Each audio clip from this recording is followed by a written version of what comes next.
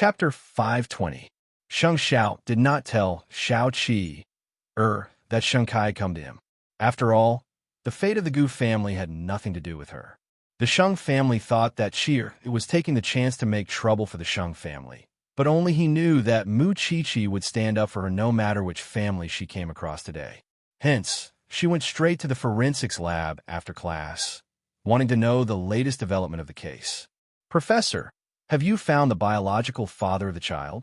The professor shook his head and answered Mu Qiqi. "The truth is more complicated than you think. The deceased never had a lover. After escaping from a rich family, she lived alone and worked in a restaurant. The police asked the deceased's colleagues. Her best friend told them that the deceased was forced to give birth to the child. Why would the victim seek out the biological father of the child on her own? Did she have any grudges with anyone? She has a weak personality and never makes enemies out of others," the professor explained. "But from the wounds on the body, there must be a deep grudge to do such a thing. It's a pity that the deceased's ex-husband refused to cooperate with the investigation. Did you find out why the victim met that scumbag? No one knows why the deceased died so tragically after seeing her ex-husband. The answer to this mystery lies with that ex-husband." Mu Qiqi propped herself up on the edge of the bed and could not help saying to the corpse, "Can you tell us more if you want to seek justice for yourself?" The corpse had been processed, and no extra hair or skin was found apart from the victim's own. "Nails." Mu Qiqi picked up one of the nails and looked at it for a long time. "Professor, these nails with two sharp ends are called splicers, right?" "Why?" "Splicers are mostly used for splicing wood. It's not common to see such things in ordinary homes. I didn't expect that a rich young lady like you would know about splicers." The professor laughed. "That's right. It's a splicer. Ordinary people rarely use it. Can we use this attribute to investigate if there's anyone among the victim's acquaintances who could be related to splicers? Or we could investigate the surroundings of the Gu family. We have to find the first crime scene as soon as possible. The police are intensifying the investigation," the professor replied. After hearing this, Mu Qiqi carefully observed the body of the baby. If the baby was killed by a fall, then the child should still be alive before his mother died. Would there be any other evidence on him? "Professor, what's wrong?" The professor hurriedly moved forward. "The abrasion on the child's heel shouldn't have been caused by a fall, right? Based on the location of his injuries and the trajectory of his body when he was thrown into the well before he died, he should have been facing the ground and lying on his stomach. Then the injury on his heel was not caused in the well. There is lime in the wound." The professor quickly took the tweezers and immediately collected evidence. The child must have been placed in a dirty and messy place when he was alive. "Qiqi, you might have been a great help in finding the first crime scene." Although she did not know the truth or what had happened between the victim and that scumbag, she had a feeling that the scumbag from the Gu family had something to do with it. At night, it rained heavily again. Sheng Kai and Gu Xiling were on the way to the Gu family. The current situation of the Gu family was really worrying. "I went to Sheng Xiao during the day, but he was indifferent. He thought that the Gu family should cooperate with the investigation." After hearing Sheng Kai's words, Gu Xiling sneered. "It's not him. Of course, he can say whatever he wants. For now, we can only let the lawyers stop them. There's no other way." Sheng Kai comforted her. "I know. You've tried your best. After all, Sheng Xiao is not an obedient person." Gu Xiling expressed her understanding. Soon, they arrived at the Gu family. At that moment, Mama Gu and Gu Xiling's uncle were sitting in the living room, anxious. "Xiling, I'm really a loss now. Your father needs someone to take charge of the situation. But your brother is only 17 now. He's at the age where he likes to play. He can't be of any help at all. There's me," Gu Xiling's uncle said. "Is there anyone more suitable than me now?" "You'd better clear up the murder case first," Gu Xiling said coldly to her uncle. "Mommy, why don't you do it? I don't have enough shares. The shareholders will not agree to let me join the board of directors. I don't have the mood to care about the company when your father is like this." "You still have the cheek to say that, Xiling. I've been good to you before. This time, I'm in trouble. You should help me no matter what. After all, you don't want this matter to be spread all over the city, do you?" "Mom, Call everyone in the family here and nominate a suitable person. There are so many people in the family. There must be someone worthy of your trust, right? Mama Gu waved her hand. I'm very tired now. I can't think about this. The Gu family is in trouble now. I really don't know what to do. If you don't mind, I can send some people from Huangyao to help. It's better than being watched by others all the time. Mama Gu glanced at Sheng Kai and shook her head. I appreciate your kindness, but you have a lot of things to do in Huangyao. You don't have to work so hard for the Gu family. I can still hold on for a while, but I can't take any more bad news. So, Uncle, what else happened between you and that woman? Is there any secret that we don't know? Gu Xiling asked her uncle. The man with a big round belly was unwilling to admit it first, but he could not hide it anymore. So, he said, I met her in a restaurant some time ago. That be Astra's TCH was living a good life. Of course I was angry, so I humiliated her. After all, that be Astra's TCH made my life worse than death for the past 2 years. Nothing else? Later, I found her place and went there once. I found that the be Astra's TCH had a child. What else? The man touched his head and shook it. What else? I just used force on her, but it didn't work. Then, I left her place. Is that really it? The man nodded. Otherwise, do you think I have the guts to kill someone? Chapter 521. Then you should go to the police station tomorrow to make a statement and tell the police about this. Otherwise, they will keep pestering you. It will be a ticking time bomb for the Gu family. Gu Xiling said to her uncle, We are in troubled times now. You should know the priority of the matter, right? The man took a deep breath and nodded. All right, I will listen to my niece. But you have to come with me, along with my lawyer and bodyguards. Okay, Gu Xiling replied without hesitation. After that, the two of them returned to Sheng Mansion. At this time, Hu Ran and third brother were having dinner. You are back so soon. It seems that the Gu family is not as dangerous as the rumors say. Of course, you can't wait for the Gu family to go bankrupt tomorrow. But I'm sorry. I am afraid that your hopes will be dashed. Gu Xiling sneered at Hu Ran. My uncle's problem can be solved tomorrow. That would be the best. The two brothers did not interrupt the quarrel between the sisters-in-law. However, when Sheng Kai thought of meeting Sheng Xiao during the day, he said to third brother, You and eighth brother have ulterior motives. You colluded with me and did not want me to get what I want, right? It's okay. I will definitely slap your face for the cooperation with Tiffany and Company. Sheng Bowen frowned. He did not understand what third brother was talking about. Why did you drag eighth brother into this? Eighth brother told me about the cooperation with Tiffany and Company. If you did not tell him, how would he know? Sheng Bowen sneered and answered the same question as Sheng Xiao. In Jianchuan, there's nothing that eighth brother doesn't know. It was like that in the past, let alone now. His network is so complicated. It's really effortless for him to know such trivial things like you. I won't believe you. Whatever.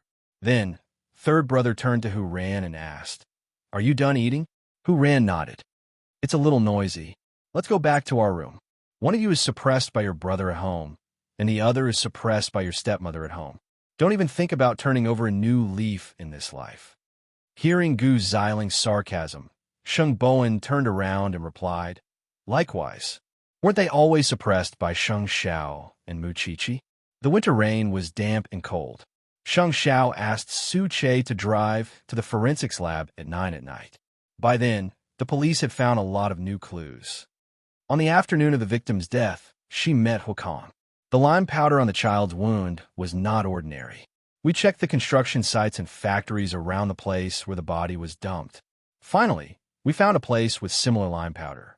That place happened to be the seaside amusement park that the Gu family was building. We suspect that it was the primary crime scene, but we did not dare to enter without a search warrant. At this time, the police were having a meeting, and the forensic doctor was also listening. So, Huitsong is still a major suspect. Huitsong was Gu Xiling's uncle's real name. Captain, I just received a call from the Gu family. Huitsong agreed to come over to give a statement. Then today's meeting will end here. When we interrogate that man tomorrow, we will extract valuable clues. Mu Qiqi rarely stayed in the forensics lab until this hour. When the professor informed her that she could leave, Chi had already fallen asleep on the chair. She attended classes in the day and came to the lab to investigate cases at night. This child really did not care about her own body. Even Feng Shanshan knew to rest, and she was still so enthusiastic. Sheng Xiao waited for a while before getting out of the car and went to the police station. The people in the station knew that she was a family member, so they did not make things difficult and brought Sheng Xiao directly to the forensics lab. In the lab, the professor was about to wake the child up. "You came just in time. I don't know what to do with her," the professor said to Sheng Xiao. "Carry her back. It's so cold. She will catch a cold if she sleeps here." Sheng Xiao pulled Chi into his arms and hugged her by the waist. Even with such a big movement, she did not wake up. "Chief Sheng, you must remind her to rest. If she works so hard now, won't she die of exhaustion when there are big cases in the future?" "Thank you, Professor." With that, Sheng Xiao carried the little one back to the car and ordered Su Che drive. Chi did not wake up at all. She just lay quietly in Sheng Xiao's arms until they reached home. When Mama Sheng saw the usually lively Chi being carried home, she quickly asked, "What's wrong, Chi?" "Too tired," Sheng Xiao answered. "Then hurry up and take her upstairs to rest." Mama Sheng waved her hand. This child seems to really like solving cases. Sheng Xiao carried her into the bathroom and put Chi in the bathtub. When the little one felt the water temperature, she slowly opened her eyes. "Aren't I in the forensics lab?" Sheng Xiao had already taken off his clothes and stood in front of her. There was a mocking smile on his lips. "So what's the use of you being there? My discovery led them to the scene of the first murder case." Chi retorted. "That good?" Knowing that Sheng Xiao's expression was displeased, Chi quickly dragged him into the bathtub and touched his chest. "I won't fall asleep from exhaustion next time. I swear." "Shen Kai came to me today and asked me to stop you from investigating this case." Chi was shocked. "Is he even human?" "Of course, since he and Gu Xiling are husband and wife, they will become more and more alike." "Why would he come to you? What face does he have to come to you?" "I still remember how he pretended to sympathize with you when he found out that you were down and out." "Why are you so agitated?" Sheng Xiao asked, holding her waist. "The thing I hate the most about the Sheng family is that in their eyes, they can rely on connections no matter what happens. It's fine if it's business before, but now it's a matter of life and death. It's fine if they don't cooperate, but they still want to disturb the police investigation. Madhav asterisk her. And they still have the face to beg you." Hearing Chi's nagging, Sheng Xiao suddenly pinched her chin and kissed her. This person had been too talkative recently. She would chatter endlessly. Chi was stunned. Although she was unhappy, she still responded to Sheng Xiao's kiss. "Xiao Xiao, the more cases I deal with, the more I feel that people are the scariest." "Then do you want to see my scarier side?" Sheng Xiao asked, hooking his arm around Chi's neck. Chi was stunned. Then, she shook her head. "No." With that, she wanted to escape from the bathtub, but Sheng Xiao pressed her against the edge of the bathtub.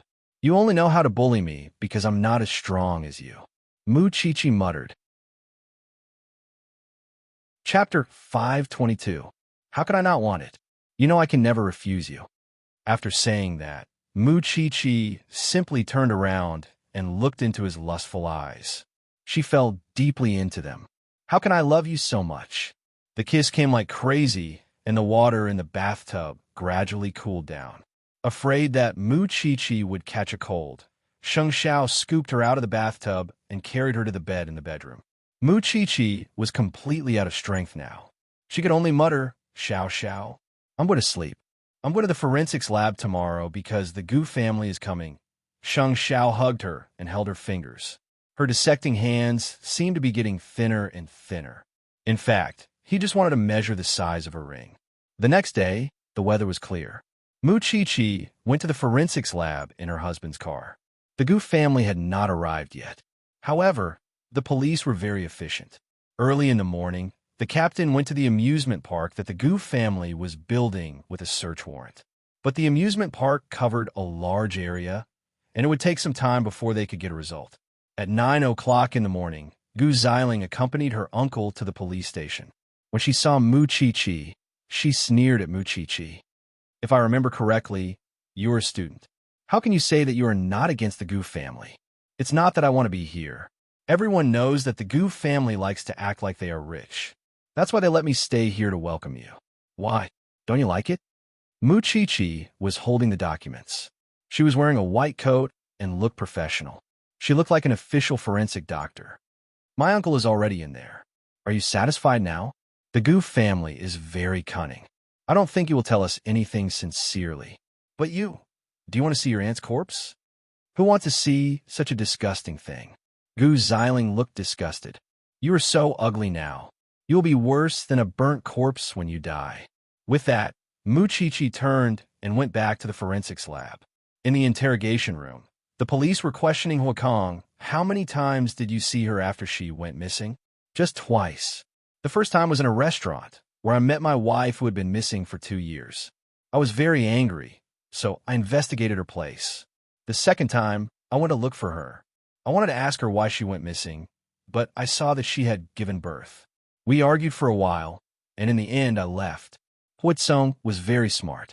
He knew to hide the key information and didn't mention that he almost raped his wife. The policeman glanced at him and continued to ask, was it just a dispute? Of course. She's already divorced and has a child. What else can I do? In any case, I'm a reputable person. What time did you enter, and what time did you leave? When she got off work, I followed behind her. It was about 6:30 in the evening. When she came out, it was no later than 7:30, Hua Song replied. Then do you know when she died? How would I know? I didn't kill them. Hua Song snorted. Around 8:30 in the evening. There was a hint of panic on Hua Song's face. It has nothing to do with me. I really didn't kill her. Where did you go after you went back? Is there anyone who can prove it? Home, Hua Song replied. I drove my own car. There should be surveillance cameras in the neighborhood. If you don't believe me, you can go and get them. Why didn't you tell the police about this when I came to you before? I didn't kill anyone. It's my freedom to say or not, isn't it? Moreover, I really hate the way the police handle cases. The Gu family is a big business and a famous family in Jinchuan City. I don't want to tarnish the Gu family's name because of this, Hua Song replied. So, you're doing this for the Gu family's reputation? Of course. If the Gu family has a scandal, it will do me no good. I don't want to lose my position and wealth. The interrogating policeman glanced at him with a strange expression. I'm afraid the police can't satisfy your wish. The impact of this matter is not something that you can just explain. What do you mean? You're going back on your word? Didn't you say that you wouldn't publicize it if I came over to explain? The officer knocked on the table and looked at Huakong. Whether you are innocent or not, the police will naturally investigate. Huatsong, you are still a major suspect because the police found the primary crime scene in the Gu family's construction site, which is also the murder scene. Huatsong's eyes widened when he heard this. What? Go back. The police will send a commissioner to follow you. Cooperate with the police at any time. That's your only way out. You also want to clear your name, right? Huatsong moved his lips, but in the end, he didn't say anything. He only cursed the bitch in his heart. Why did she bring him so much trouble, even after her death? Then, Huatsong left the interrogation room. Gu Xiling walked up to him. Did you make it clear? Xiling, the Gu family is in big trouble. Gu Xiling was stunned. She didn't understand. What does this have to do with the Gu family? The police found the primary crime scene of the murder at the seaside amusement park. After hearing this, Gu Xiling couldn't help but take a few steps back. What did the Gu family do wrong? Why did they get into trouble? Because of you? Xiling, I'm innocent too. Hearing their conversation, Mu Chi-Chi walked up to Gu Xiling and said, it was originally very simple. It's the Gu family who deliberately covered it up and made it more complicated. If you cooperated with the police earlier, you might have solved the case by now. But the Gu family chose to suppress you. Even if you had your own concerns and didn't want to cooperate at first, now that things have come to this, if I were you, I would have publicly expressed my support and cooperation with the police. Otherwise, things will get worse than your father going crazy. Mu Chi-Chi, if the Gu family publicizes this matter, it will be like adding snow to snow. The The family doesn't belong to you. Of course, you won't feel bad about it. Don't make sarcastic remarks here. You just want my family to go bankrupt. Am I right? Gu Xiling replied to Mu Qiqi coldly. It's up to you.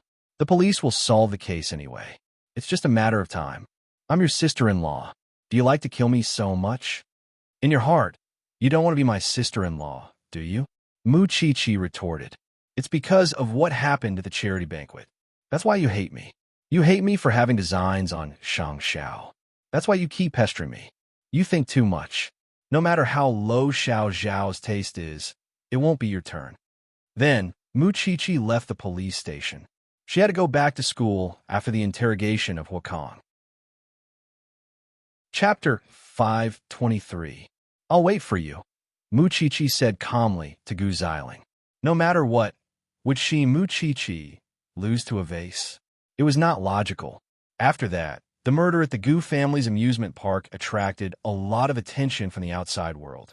The news of the chairman of Gu's losing his mind had already made Gu's company on the verge of collapse. Now, the murder had made Gu's situation even worse. Huizong was under surveillance by the police. Gu Xiling was furious. Mu Qiqi wanted to go back to school, but the professor called her halfway. Don't you want to come to the crime scene? Aren't you and the captain at the crime scene? What we see might not be the same as what you see. Come back. I'll wait for you at the crime scene. The professor hung up. It was a great temptation to Mu Qiqi. So, she asked the driver to turn around and go to the crime scene. It was in the basement of Gu's amusement park. There were a lot of building materials there, including the nails found in the victim's stomach. When Mu Qiqi arrived at the crime scene, she saw the serial number on the ground. She did not touch it, but squatted down to check it. There's a lot of blood on the ground. But the strange thing is that we did not find any traces of being tied or struggling on the victim's body. Why did she come here with a murderer? Professor, have you found the victim's eyes and fingernails? Mu Qiqi asked. The professor shook his head. No, it's possible that these things are with the murderer. What do you think? There are no traces of being tied or drugged. So, it can only mean that the victim came here voluntarily. Mu Qiqi looked at the puddles of blood on the ground and said, a single woman without complicated social connections. So how could she come to such a place? Professor, it might be a child.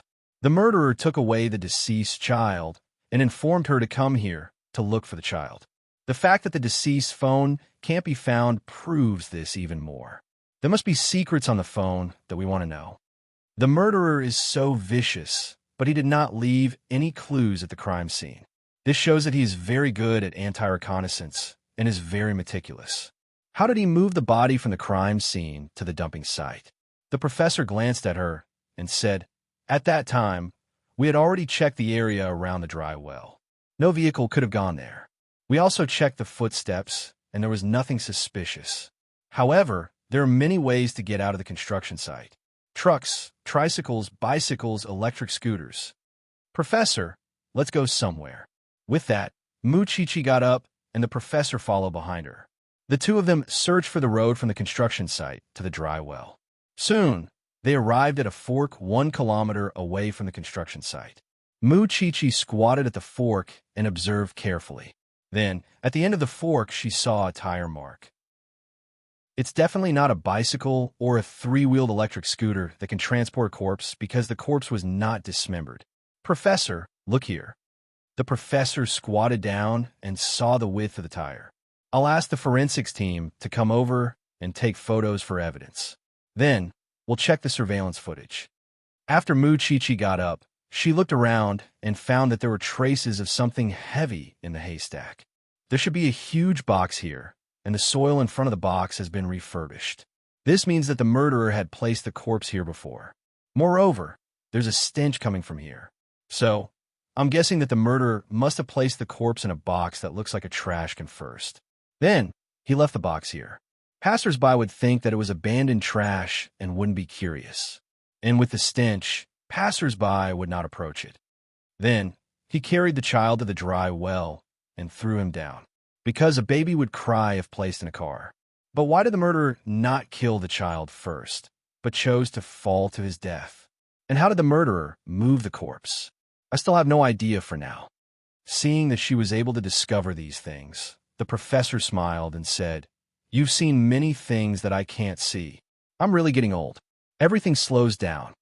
Professor, you just didn't rest well and lacked energy. Otherwise, how could these things escape your eyes? It seems that the murderer really has nothing to do with that rich man." The professor sighed. "Such a meticulous arrangement. It's not a murder out of passion. I think we should also investigate the social relations of the deceased," Muchichi suggested. "There are always things that are right in front of us, but we haven't discovered them yet." "You're right. Now that this matter has blown up, the Gu family will definitely find trouble with you. You should be careful." "Of course. If they didn't find me, I would have forgotten that I'm also a rich man." Muchichi smiled. "Professor, let's continue to observe. Perhaps there will be new discoveries." Okay. That afternoon, the news began to broadcast intensively. After the chairman of the well-known Gu group fell seriously ill, the company encountered a glacier and was involved in a murder case. And the seaside amusement park under the Gu group is the primary crime scene of the murder case. The police are working hard to solve the case. And according to the investigation, the identity of the deceased is closely related to the Gu group. Seeing this news, Gu Xiling turned off the television in the living room. But Hu Ran turned it on again. "Even if you don't want to watch it, I still want to." "Did you do it on purpose?" The Gu group's seaside amusement park cost 10 billion yuan. Now, it has become the scene of a murder case.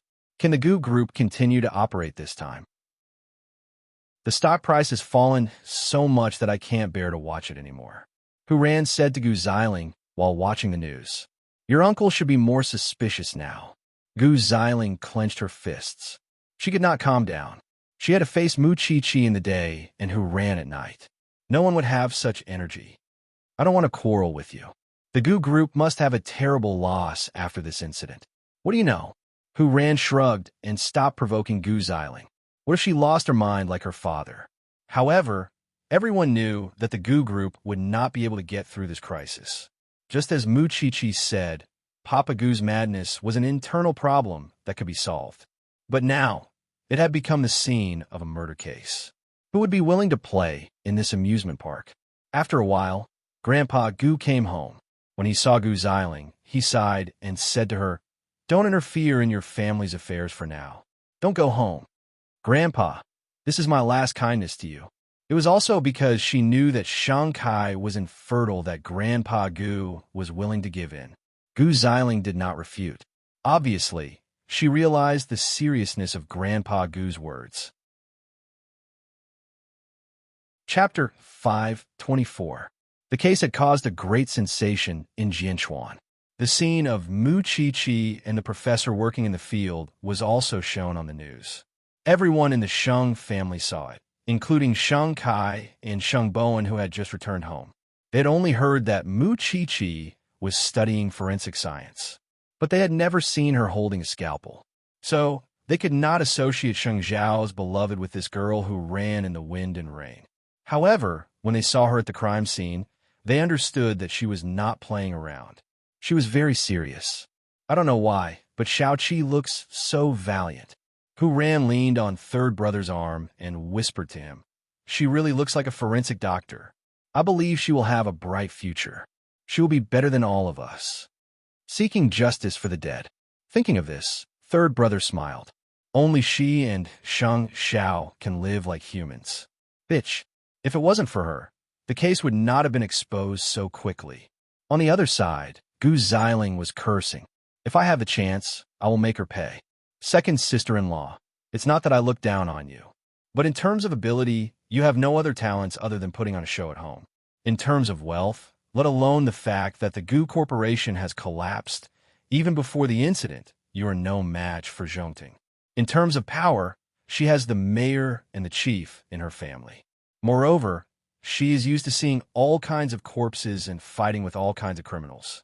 Do you think you can fight in front of her?" Hu Ran asked Gu Xiling with a smile. "Just wait and see." Having said that, Gu Xiling went back to her room. Grandpa Shang said to Hu Ran, "Xiao Ran, I know you have been wronged in the past, but she is still your second sister-in-law. You should know when to stop." "Grandpa, It is obvious that second sister-in-law did not know what was good for her. She insisted on fighting with Cutie. That is why things have gotten out of hand. Not to mention your second sister-in-law. Even I have never thought that this little girl could really endure the disgusting corpses and become a forensic doctor. What else? He had always thought that Cutie was just playing around. Was she fighting with him? She was too self-righteous. On the other hand, Lu Qianqian and the others saw Xiao Qi's figure on TV too. That night, they told Mama Lu, "Mommy, Xiao Qi is on TV. I should work hard too. Qi is really something." I used to think that since she was a couple with the crown prince of the Shang family, the crown prince would never let her do such a job.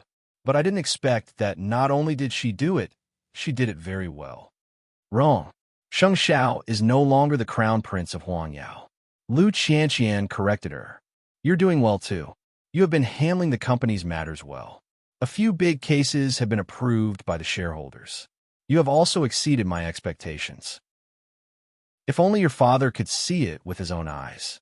Seeing that her mother's eyes were red, Lu Qianqian quickly comforted her. All right, don't cry. Why are you bringing it up again? I just want the Lin family to see your outstanding side. My daughter is definitely worthy of old Lin's grandson. Lu Qianqian smiled and comforted Mama Lu. Just eat. It will happen sooner or later. Don't worry. The younger uncles of the Lu family had ulterior motives. But with Lu Qianqian under heavy protection, they could not do anything. Previously, when there were no bodyguard around, they could still release a snake or do some other tricks. But now, Lu Qianqian was protected by a female bodyguard and a male bodyguard. Now, it would be harder for them to find a chance to do anything. Moreover, Lu Qianqian was a smart girl when it came to business.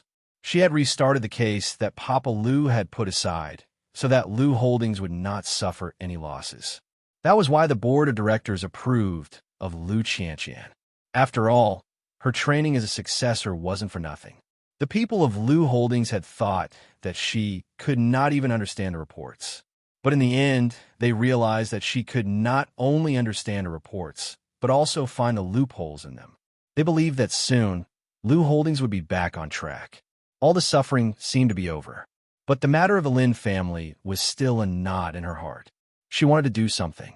She wanted to, but dripping water could wear a stone. In the evening, Muchichi dragged her tired body home. She had run too many places today. Her body was at its limit. When Mama Sheng saw her, she quickly went to help her. Mommy, you don't have to. I smell. Even eighth brother can stand it. Why can't I? You are underestimating Mommy. Mama Sheng smiled and said, Go upstairs to take a shower and change your clothes. Fifth aunt made your favorite dish. You must be hungry. Okay. Sheng Xiao had not returned home yet. He had a dinner with Secretary He. Muchichi went upstairs to take a bath. But unknowingly, she fell asleep in the bathtub. If Sheng Xiao did not find her when he got home, she would have drowned in it. In the afternoon, when they were having dinner, Secretary He laughed at Sheng Xiao. This little sister-in-law is really interesting. I did not expect her to become a forensic doctor. It is not easy for a rich family to endure such hardships. So, I will not make things difficult for you today. Go home early. Little sister-in-law must be tired after a long day. She must be very tired when she sees you. Thank you, Secretary He. Sheng Xiao could not help but laugh. Let's go. I will handle the rest. They are all sensible people. They will not make things difficult for you. Then, I will thank Secretary He first. Having said that, Sheng Xiao left the dinner. When he got home, he saw Muchichi soaking in the water. When he looked at her feet, he saw that they were actually blistered. These are not a pair of feet of a young lady. She did not take care of herself at all. Sheng Xiao thought about it, but he still carried the little one out of the bathtub. Then, he put her on the bed so that she could sleep more comfortably. When he changed his clothes and went downstairs, Mama Sheng did not see him. She asked, Where is Qi? She is asleep. When she is hungry, I will find Aunt Wu. Then let her sleep. Mama Sheng smiled. Her appearance on TV today caused a sensation. Her grandfather, father, and the Shen family are all proud of her. Although Grandpa Shen didn't say it, I can still see from his expression that he still recognizes Xiao Qi's seriousness and dedication. You have all seen it. Only I have not, Shang Xiao said. Chapter 525. After eating and returning to his room, Shang Xiao really went to search the news. He wanted to know how much perseverance this little one had used to do this. Now he saw it. Her petite body shuttled through the murder scene and kept going in and out of the yellow cordon. No wonder her feet were blistered. That was the Special Investigations team. None of the cases they received were easy. Sometimes, even men could not stand it, let alone a little girl. After a while, Muchichi woke up from her hunger. When she saw Shang Xiao sitting beside her, she naturally reached out and hugged her man. Shang Xiao looked down at her little head. Knowing that she had slept enough, he asked, "Hungry?" "Yes." Muchichi nodded. "Get up and eat. I just asked Fifth Aunt to bring it in." Shang Xiao pointed at the table beside him with his chin. Muchichi sat up and smelled the fragrance. She quickly got off the bed and sat in front of the table. "How did you know that I would wake up soon?" "I don't know when you will wake up, but I know that you will definitely wake up when you smell the fragrance." Shang Xiao smiled and unbuttoned his shirt. Then he took out the medicine box from the cabinet and sat beside Muchichi. Muchichi was stunned. She did not understand what he was going to do. Then she saw him take out a Band-Aid and put Muchichi's leg on his body. "I know that in the future, running to murder scenes, going out into the field, and even distorting the truth will become your norm. But I hope that when you're injured or in danger, you'll think of me and worry about whether or not I'll feel sorry for you." Muchichi listened to Shang Xiao seriously. She was a little confused. Logically speaking, this man would stop her. But today he did not. "Are you wondering why I didn't stop you from going to the crime scene?" "Yes." Muchichi nodded. "I saw your figure on the news today. I feel that my little one wants to become that kind of person. Since that's the case, why should I stop you?" Shang Xiao bandaged her wound and looked up to ask her in return. "That's right. Why should I stop you?" Muchichi put down her bowl and chopsticks and threw herself into Shang Xiao's arms. "I knew it. You are the person who understands me the best in the world. But I have a request." "Tell me." Muchichi's eyes shone like stars. "You're not allowed to miss out on any classes related to grappling, fighting, or self-defense. Other than that, I've also hired professional coaches to strengthen your body. I don't need to arrest the murderer. I want you to learn how to escape." Shang Xiao pinched her nose. "In order to supervise you, I'll spare some time to practice with you." Muchichi wrapped her arms around his neck and nodded excitedly. "Okay, I'll listen to you. Let's continue eating." Although the little ones seemed to listen to him and obey him in everything, Shang Xiao could clearly feel how insistent the little one was on certain things, and it was usually him who would compromise when it came to that. After dinner, Muchichi went downstairs again. She wanted to meet Mama Sheng on purpose so that she wouldn't worry her. However, Mama Sheng had gone to the Shun's, and Papa Sheng was sitting in the living room watching television. "Dad, aren't you going to rest?" "I'll go later." "Chi-Chi, is the murderer from the Gu family?" Muchichi was surprised that Papa Sheng would care about the result. She smiled and said, "I'm not sure yet. Then be careful when you go out." "Okay." Muchichi was very touched. Although Papa Sheng rarely expressed his concern for her at home, she knew that her father-in-law was really worried about her safety. The next morning, Muchichi went to school. However, she received a call from the professor halfway. "We found the tire marks you found yesterday. It's a blue mini truck. The police have checked the car's owner through the surveillance cameras, but the license plate is fake. So, the people in the team searched for the car through the surveillance cameras. Good Lord, after one night, they finally found the location where the car was parked. It was actually near the victim's house." "So, have you found the owner of the car?" Muchichi asked with concern. "The team has been checking the road with the surveillance cameras. They saw the driver of the car, but they can't confirm his identity yet. But, Chi-Chi, you've done a great job this time." "Then, Professor, please tell me when you've found the murderer." "I will." Although the professor did not say it, he was much more relaxed than 2 days ago. By the way, the victim's tissue and phone were found in the trash can nearby. It's a low-end residential area with a poor environment. It's lucky that the trash hasn't been cleaned for a few days. But unfortunately, the phone is completely broken. It seemed that the murderer was very close. So, It has nothing to do with the person from the Gu family? Sheng Xiao asked Mu Chi when he saw her hang up the phone. Not really. Mu Chi answered seriously. The Gu family's seaside amusement park is not allowed to enter unless it's their own construction workers. So, why did the murderer commit the crime there? Even if the murderer is not Hui Song, he must be related to him. That's what I think. Sheng Xiao smiled when he heard that. He looked handsome. Forensic Dr. Mu, you're very confident. Not at all. It's all thanks to my dear fiancé's guidance. Then, do you remember what day it will be 2 days later? Of course I remember. Mu Chi snorted. You're underestimating me. No matter how important the investigation is, I'll always put your matter first. It'll never change. Sheng Xiao hugged her and was finally satisfied. It was just that Mu Chi's appearance on the news yesterday made her a reputable person in the forensic science department. Feng Shanshan could not help but snort when she saw her. Didn't I ask you to deal with Hui Song yesterday? You even went to the scene. The professor said he needed help, so I went. At least you're useful. I know the progress. Feng Shanshan did not continue to be jealous. We'll probably get the result tonight. Do you have any suspects in mind? The direct murderer is definitely not Hu Kong.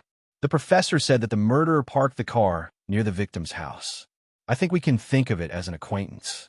I think we can interrogate the victim's best friend. The victim has no relatives in the world. She only has a best friend. The police believe whatever she says. Anyway, she's sure that the victim won't say anything. Unfortunately. Chapter 5:26. At the same time, the Gu family was trying their best to salvage the situation. For example, they admitted their mistake publicly and promised to cooperate with the police in the investigation.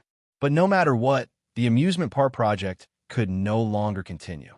So, they put up a notice to stop the construction of all the facilities.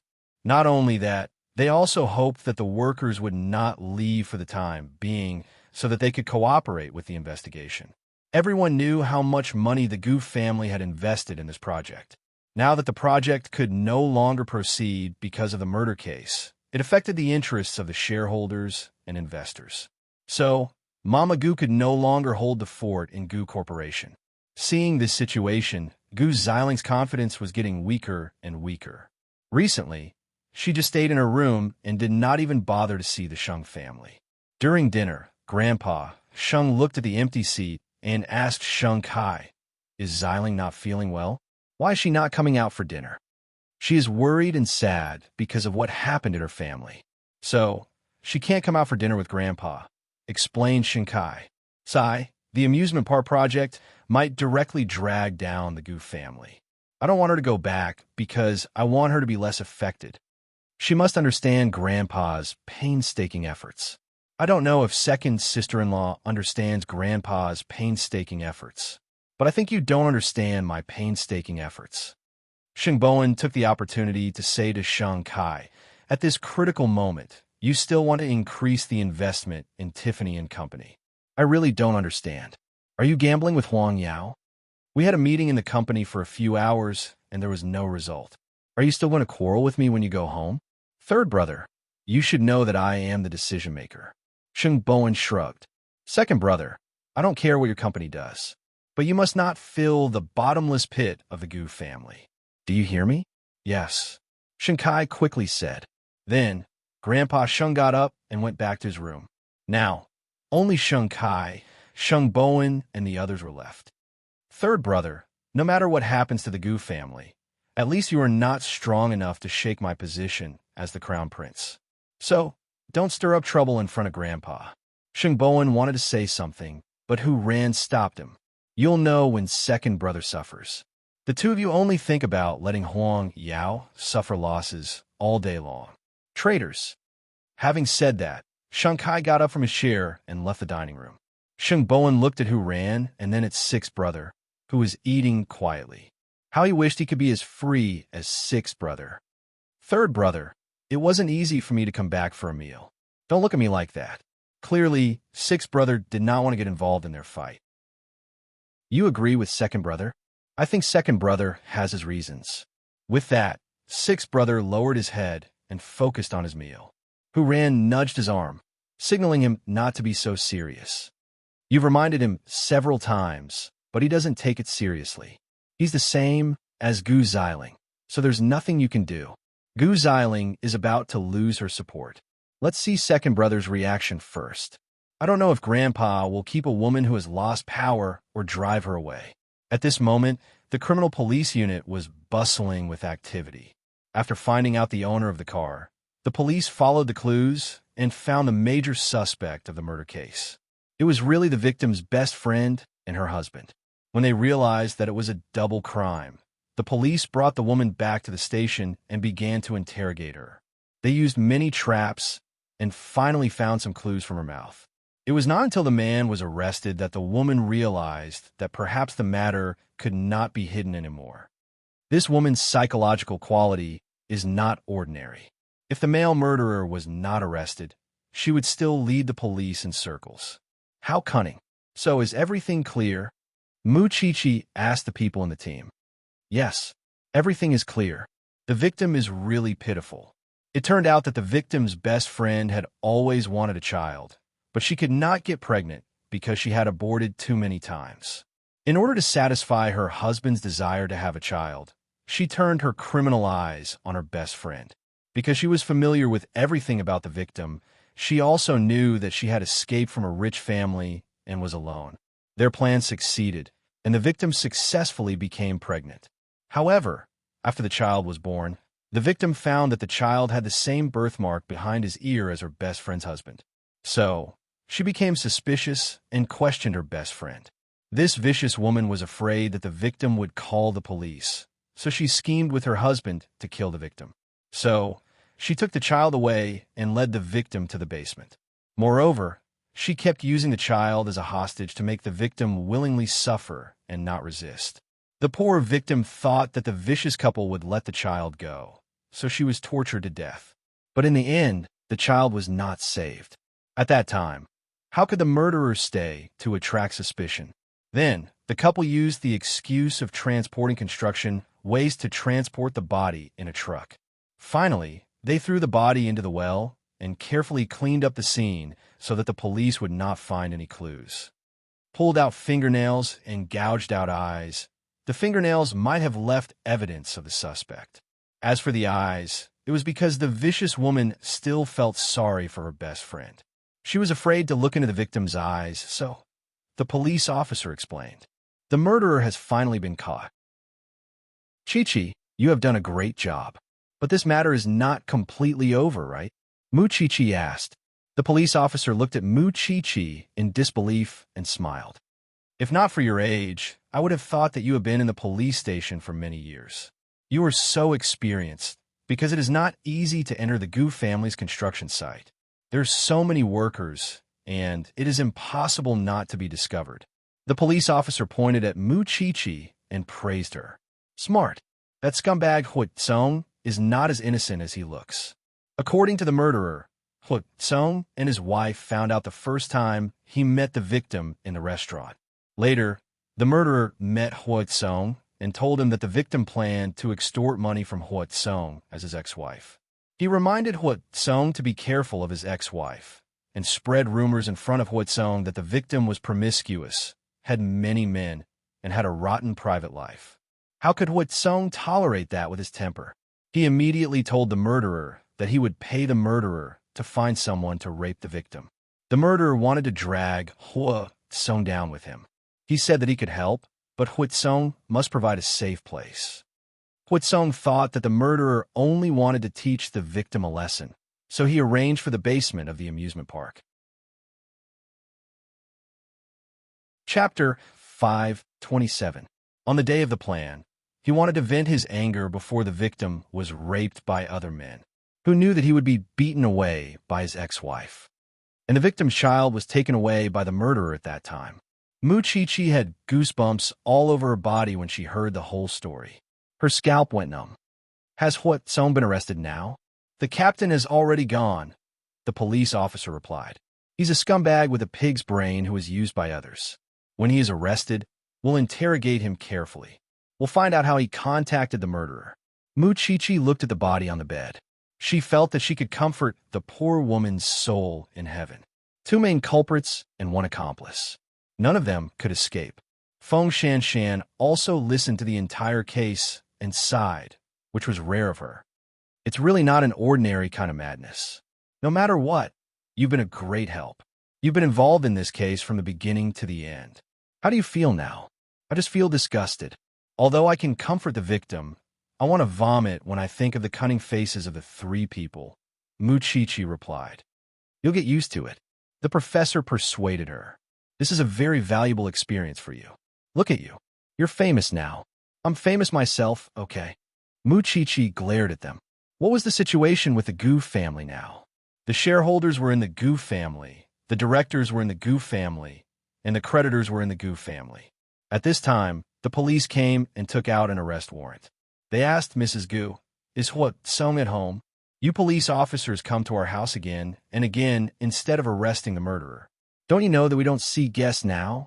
Mrs. Gu said fiercely to the police. Mrs. Gu, please look carefully. This is not a search warrant. This is an arrest warrant. Your brother is suspected of murder. The evidence is conclusive. Mrs. Gu took a few steps back when she heard this. How? How is it possible? My brother told me that he has nothing to do with this murder. Do you believe his words? The criminal's face will not have the words, "I killed someone," written on it. Then, the captain ordered his subordinates. Search the house. We must catch the suspect. Although Hua Song felt guilty, he still firmly believed that he was not a murderer, so he would be fine. The Gu family would not leave him alone. However, when he saw the police come to arrest him, he was very confused. Why did you arrest me? How many times have I told you? I didn't kill anyone. You are not the mastermind, but you are an accomplice. The police handcuffed him. Sis, save me. I didn't kill anyone. Sis, believe me. However, Mama Gu didn't look at her brother anymore. She was afraid that she wouldn't be able to control her emotions. Almost the entire Gu family was ruined in his hands. What else did he want? Subsequently, the news also followed up on this matter. Everyone saw Hua Song being taken away from the Gu family. Second sister-in-law said that uncle's problem would be solved, but what happened in the end? Now that she has been arrested, this slap in the face has come too quickly, Hu Ran said to Xing Bowen as she watched the news. Chi-Chi has done a great job. Gu Xiling didn't know that her uncle was so cunning. Now that she was hiding in her room, she didn't dare to appear in the hall of the Sheng family. She didn't want to see Hu Ran and Xing Bowen laughing at her. Soon, Mama Gu called Gu Xiling. Xiling, Mommy can't hold on any longer. Mom, is the situation that bad? If you abandon the Gu family now, you can still protect your grandfather's business. I don't want everything to be ruined, and you won't be able to hold your head up high in the Sheng family. All the shareholders have withdrawn their funds. The bank will soon come to collect the debt for the Seaside Amusement Park project. The Gu family's shortage of funds will become more and more serious. This vicious cycle will not end well. Your father is crazy. Your uncle is arrested. Your brother is still a coward. We can't turn the situation around. I will beg Grandpa. I will beg the Sheng family to save us. Having said that, Gu Xiling hung up. She couldn't accept the bankruptcy of the Gu family. So, she rushed out of the room and knelt in front of Grandpa Sheng. Grandpa, please save the Gu family. Now, I can only hope that the Sheng family can give me a glimmer of hope. Grandpa Sheng saw Gu Xiling kneeling on the ground. He didn't say anything for a long time. Of course, Hu Ran and Xing Bowen were surprised. They didn't expect Gu Xiling to break down so suddenly. Xiling, it's not that I don't want to save you, but who would be willing to take over the Gu family's mess now? The Seaside Amusement Park project has tens of billions of investment. It's not easy to fill the gap. Moreover, the project has been abandoned because of the murder case.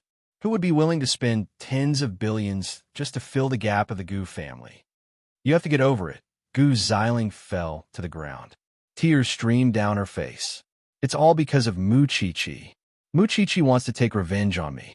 That's why things have come to this. After hearing Gu Xiling's words, Hu Ran rolled her eyes. Your uncle is suspected of murder. Is this also Mu Chi-Chi's arrangement?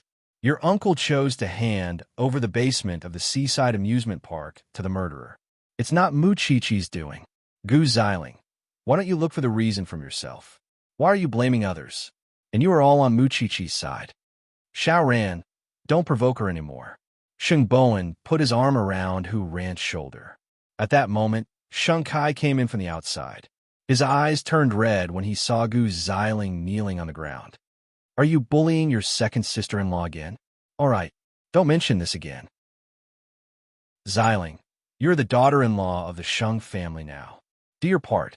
That's more important than anything else. Grandpa Sheng sighed and told Gu Xiling. He could only blame himself for being blind. He insisted on building a relationship with the Gu family and almost let Sheng Xiao and Gu Xiling get together. Who knew that the Gu family would be so vulnerable in just half a year? Sheng Kai glared at Hu Ran and Sheng Bowen. Then, he carried Gu Xiling back to the room. Hu Ran rolled her eyes again. That couple was really unreasonable. After this incident, second sister-in-law will probably list Mu Chi-Chi as her #1 enemy. Chapter 528. Grandpa probably doesn't want to add insult to injury at this time. He will have a plan. After spending some time with Grandpa Sheng, Hu Ran knew what kind of person Grandpa Sheng was. He was absolutely obedient to his own interests. If he did not take action from the beginning, it meant that he still had some concerns. Oh, by the way, my friend in the entertainment industry is helping you find out something. Third brother suddenly said to Hu Ran, when are you free? Let's meet up. Can you find out more about that woman? This person is already the most famous paparazzi in the circle. If he doesn't know something, no one else can, explained Sheng Bowen. Let's try. Okay. Hu Ran nodded. Thank you, third brother. You are really willing to take my matter to heart.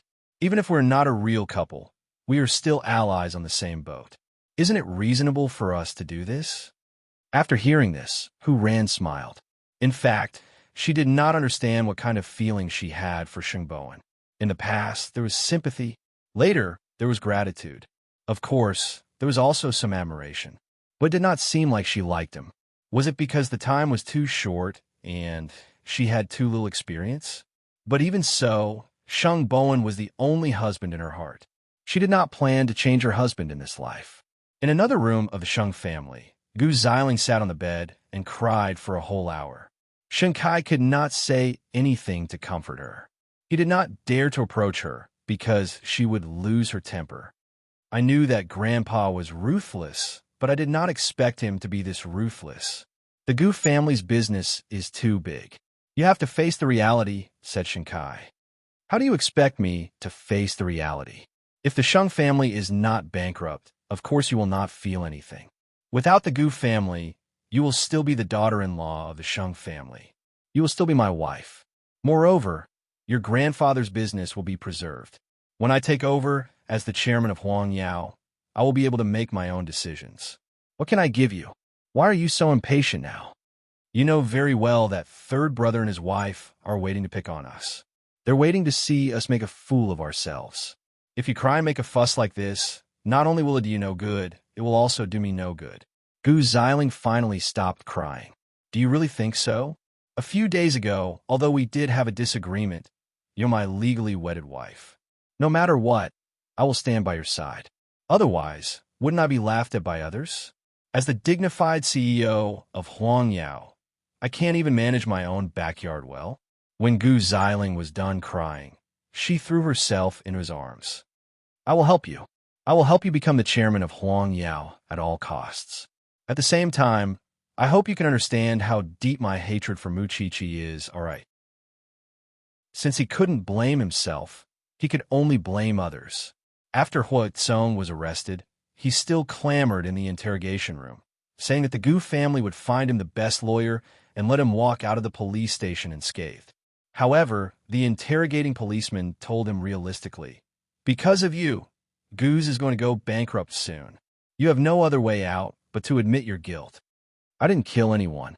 You didn't kill anyone directly, but you provided assistance to the murderer. So, you're an accomplice. How can you bear to do that to a woman you have slept with for so many years? That bitch. She made me a joke. I just wanted to teach her a lesson. The policeman couldn't bear it anymore. He slammed the table. Do you know how long the sentence is for an accomplice who threatens and causes death? At least 8 years. And in this case, there's 1 corpse, 2 lives, and a baby. If you still refuse to confess, you will be skinned after 15 years. Think about it carefully. I don't want to waste more time with you now. Huitsong's face changed when he heard 15 years. Do I really have to stay in jail for that long? Do you want me to find the criminal evidence and prove it for you? Huitsong's hands were trembling. He thought for a few seconds and finally said, I'll tell you. Although the police already knew what Huitsong had said, they still felt disgusted because it came from another scumbag's mouth. Because he and the victim were once husband and wife. The forensics lab let Mu Chi-Chi rest at home for 2 days to help solve the case. Moreover, it was the weekend soon, so Mu Chi-Chi and Lu Qianqian agreed to have dinner together. The little bride that people talked about enthusiastically in the past had now become a capable and experienced female forensic doctor. Lu Qianqian gave Mu Chi-Chi a thumbs up when she saw her. Think about it. You were a coward when you transferred to Eton 2 or 3 years ago. People thought you were easy to bully. But now, you're someone who can dissect corpses anytime. You too? You've changed. Big CEO, I can't offend you now, or I won't get a free meal. Lu Qianqian pointed at Mu Chi-Chi and smiled. They were chatting happily when a figure passing by the door caught Lu Qianqian's attention. What are you looking at? The woman who just passed by seems to be Lin Mu An's aunt. You've seen the Lin family? I've seen them in photos. Sometimes I want to live in peace with them. Lu Qianqian stood up. Chi-Chi, I'll go take a look. I feel something is wrong. Let's go together. After saying that, the two of them chased after him. Meanwhile, Lin Mu An's aunt was being held by 2 men. It seemed that she could not even walk properly. What are you doing? Lu Qianqian chased after them and stopped them. At that moment, Lu Qianqian could clearly see Aunt Lin's face. It was a clear sign that she was drunk. When the 2 men saw that Lu Qianqian was looking for trouble, they wanted to stop her from being a busybody. But Mu Chi-Chi's appearance made them wary. Isn't this the female forensic doctor? Forget it. Let's go. After that, the 2 men left Lin Mu An's aunt and ran away. Lu Qianqian and Mu Chi-Chi helped Lin Mu and into the hotel room until Lin Mu An arrived. It's really my aunt. Since you're here, Chi-Chi and I will continue eating. The Lin family probably doesn't want to see me. Lin Mu An probably wanted to comfort Lu Qianqian. He grabbed her hand and said, You and Xiao Qi go first. I'll come for you later. Okay. Lu Qianqian nodded and left the room with Mu Chi-Chi. At that moment, Lin Mu An shook his aunt awake. Where's this? Muan? The woman on the bed rubbed her head in confusion. She tried to see Lin Mu An clearly. Lin Mu An was a little helpless. You were drunk by 2 men just now. Do you remember? Those 2 men wanted to bring you to a room. Qianqian saw them and saved you. Aunt Lin shook her head as if she was trying to wake herself up. Where's Lu Qianqian? Chapter 529. Thank her for me. Also, don't tell your grandfather. Aunt Lin threatened Lin Mu An. Lin Mu An chuckled. I'm on the Lin family now. I don't have the chance to see that old man. You don't have to worry. Aunt Lin wanted to say something more, but when she saw Lin Mu An had disappeared from the door, she did not ask him to stay. She thought that Lu Qianqian would use this incident to get her support. Unexpectedly, Lu Qianqian did not think that much. Of course, it was possible that this was another trick of Lu Qianqian's. In the private room, Mu Chi-Chi and Lu Qianqian continued to eat. When Lin Mu An saw his fiancée, he sat down beside her like a loyal dog. Where's your aunt? Let her go home by herself. Otherwise, she will think too much and think that you have some scheme. After Lin Mu An answered, he patted Lu Qianqian's head. How do you know my aunt? I've seen your family's photo. Lu Qianqian rolled her eyes. This is the difference between men and women. Women know how to love me and my dog. Then am I bad to mom? Ahem, Mu Chi-Chi coughed. If you want to flirt, can I invite you to go home? They looked at each other and then turned to Mu Chi-Chi. You're a famous person in Jianchuan now. I have to see you a few more times before you graduate. Otherwise, I won't be able to get your autograph when you graduate and start working. That's right.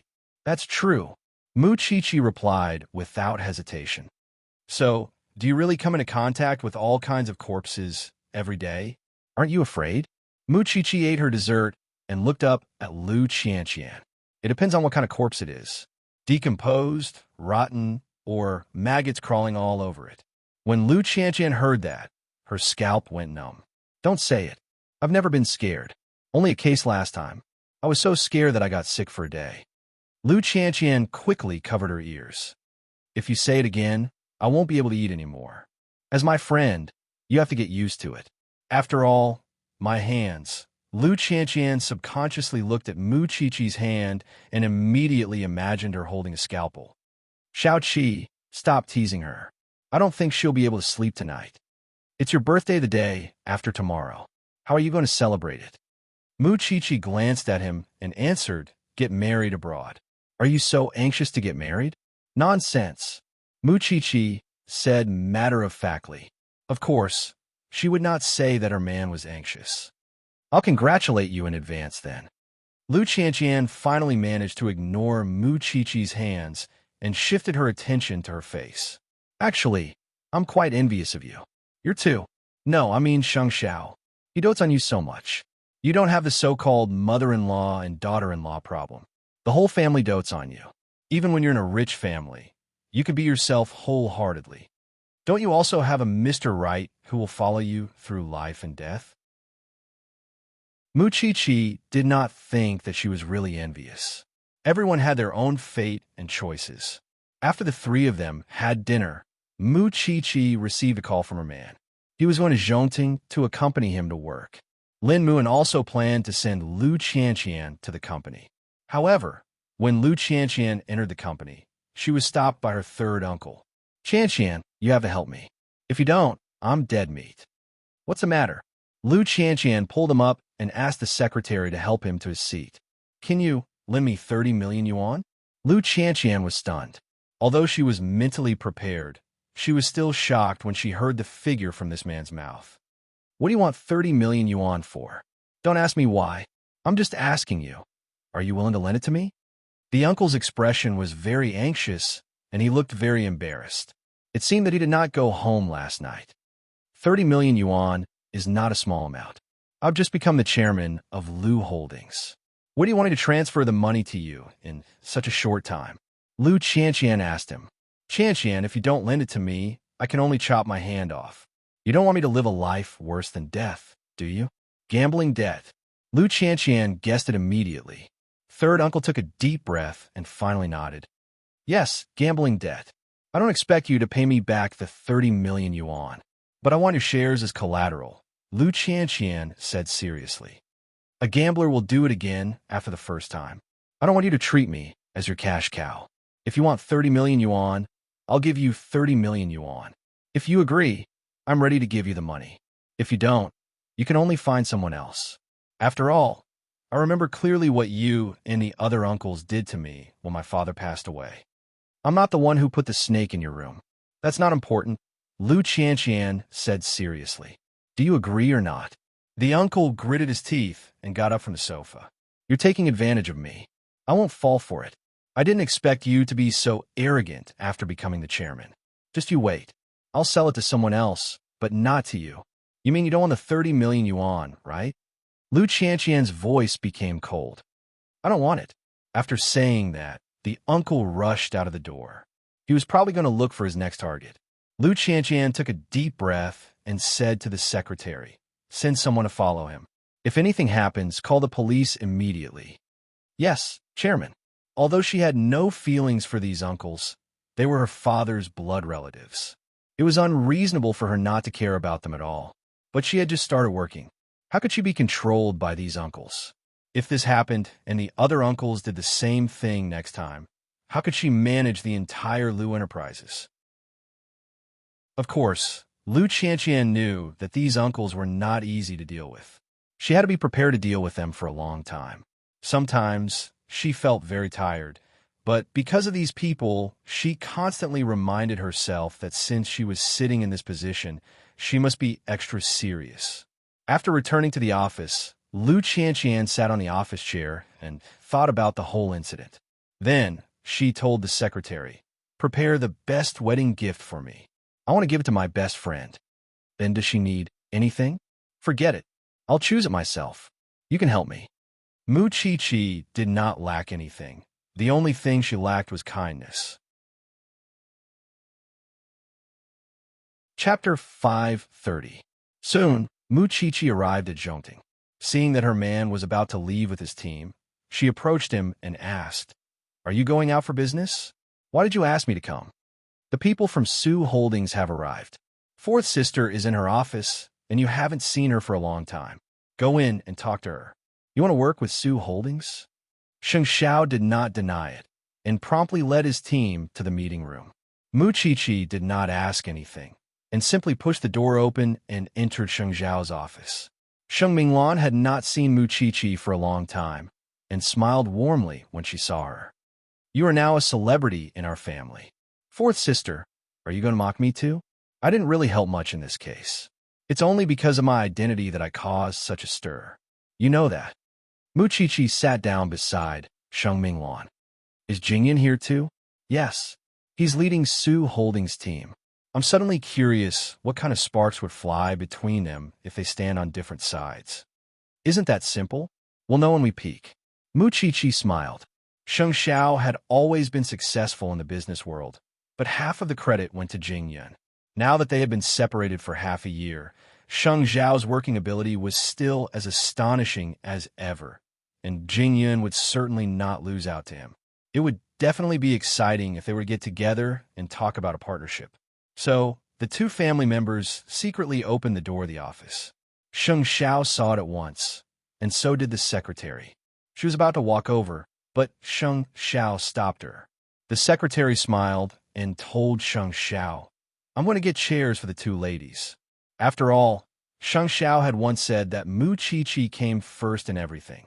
No matter how stupid the secretary was, she would never not know that she was his CEO's favorite. And since she was his favorite, he certainly had to serve her well. "Go."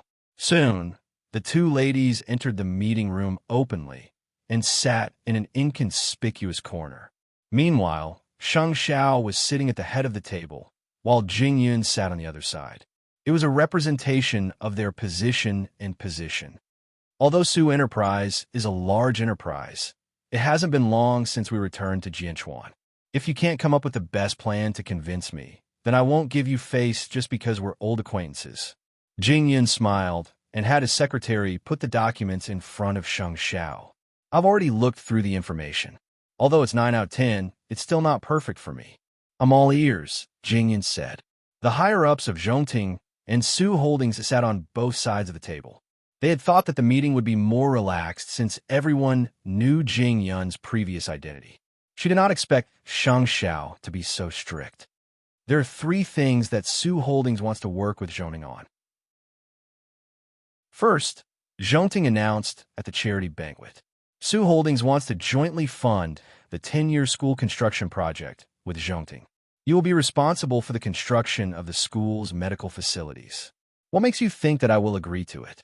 After all, there's no profit involved, and I would have to waste my manpower to contact Su Holdings.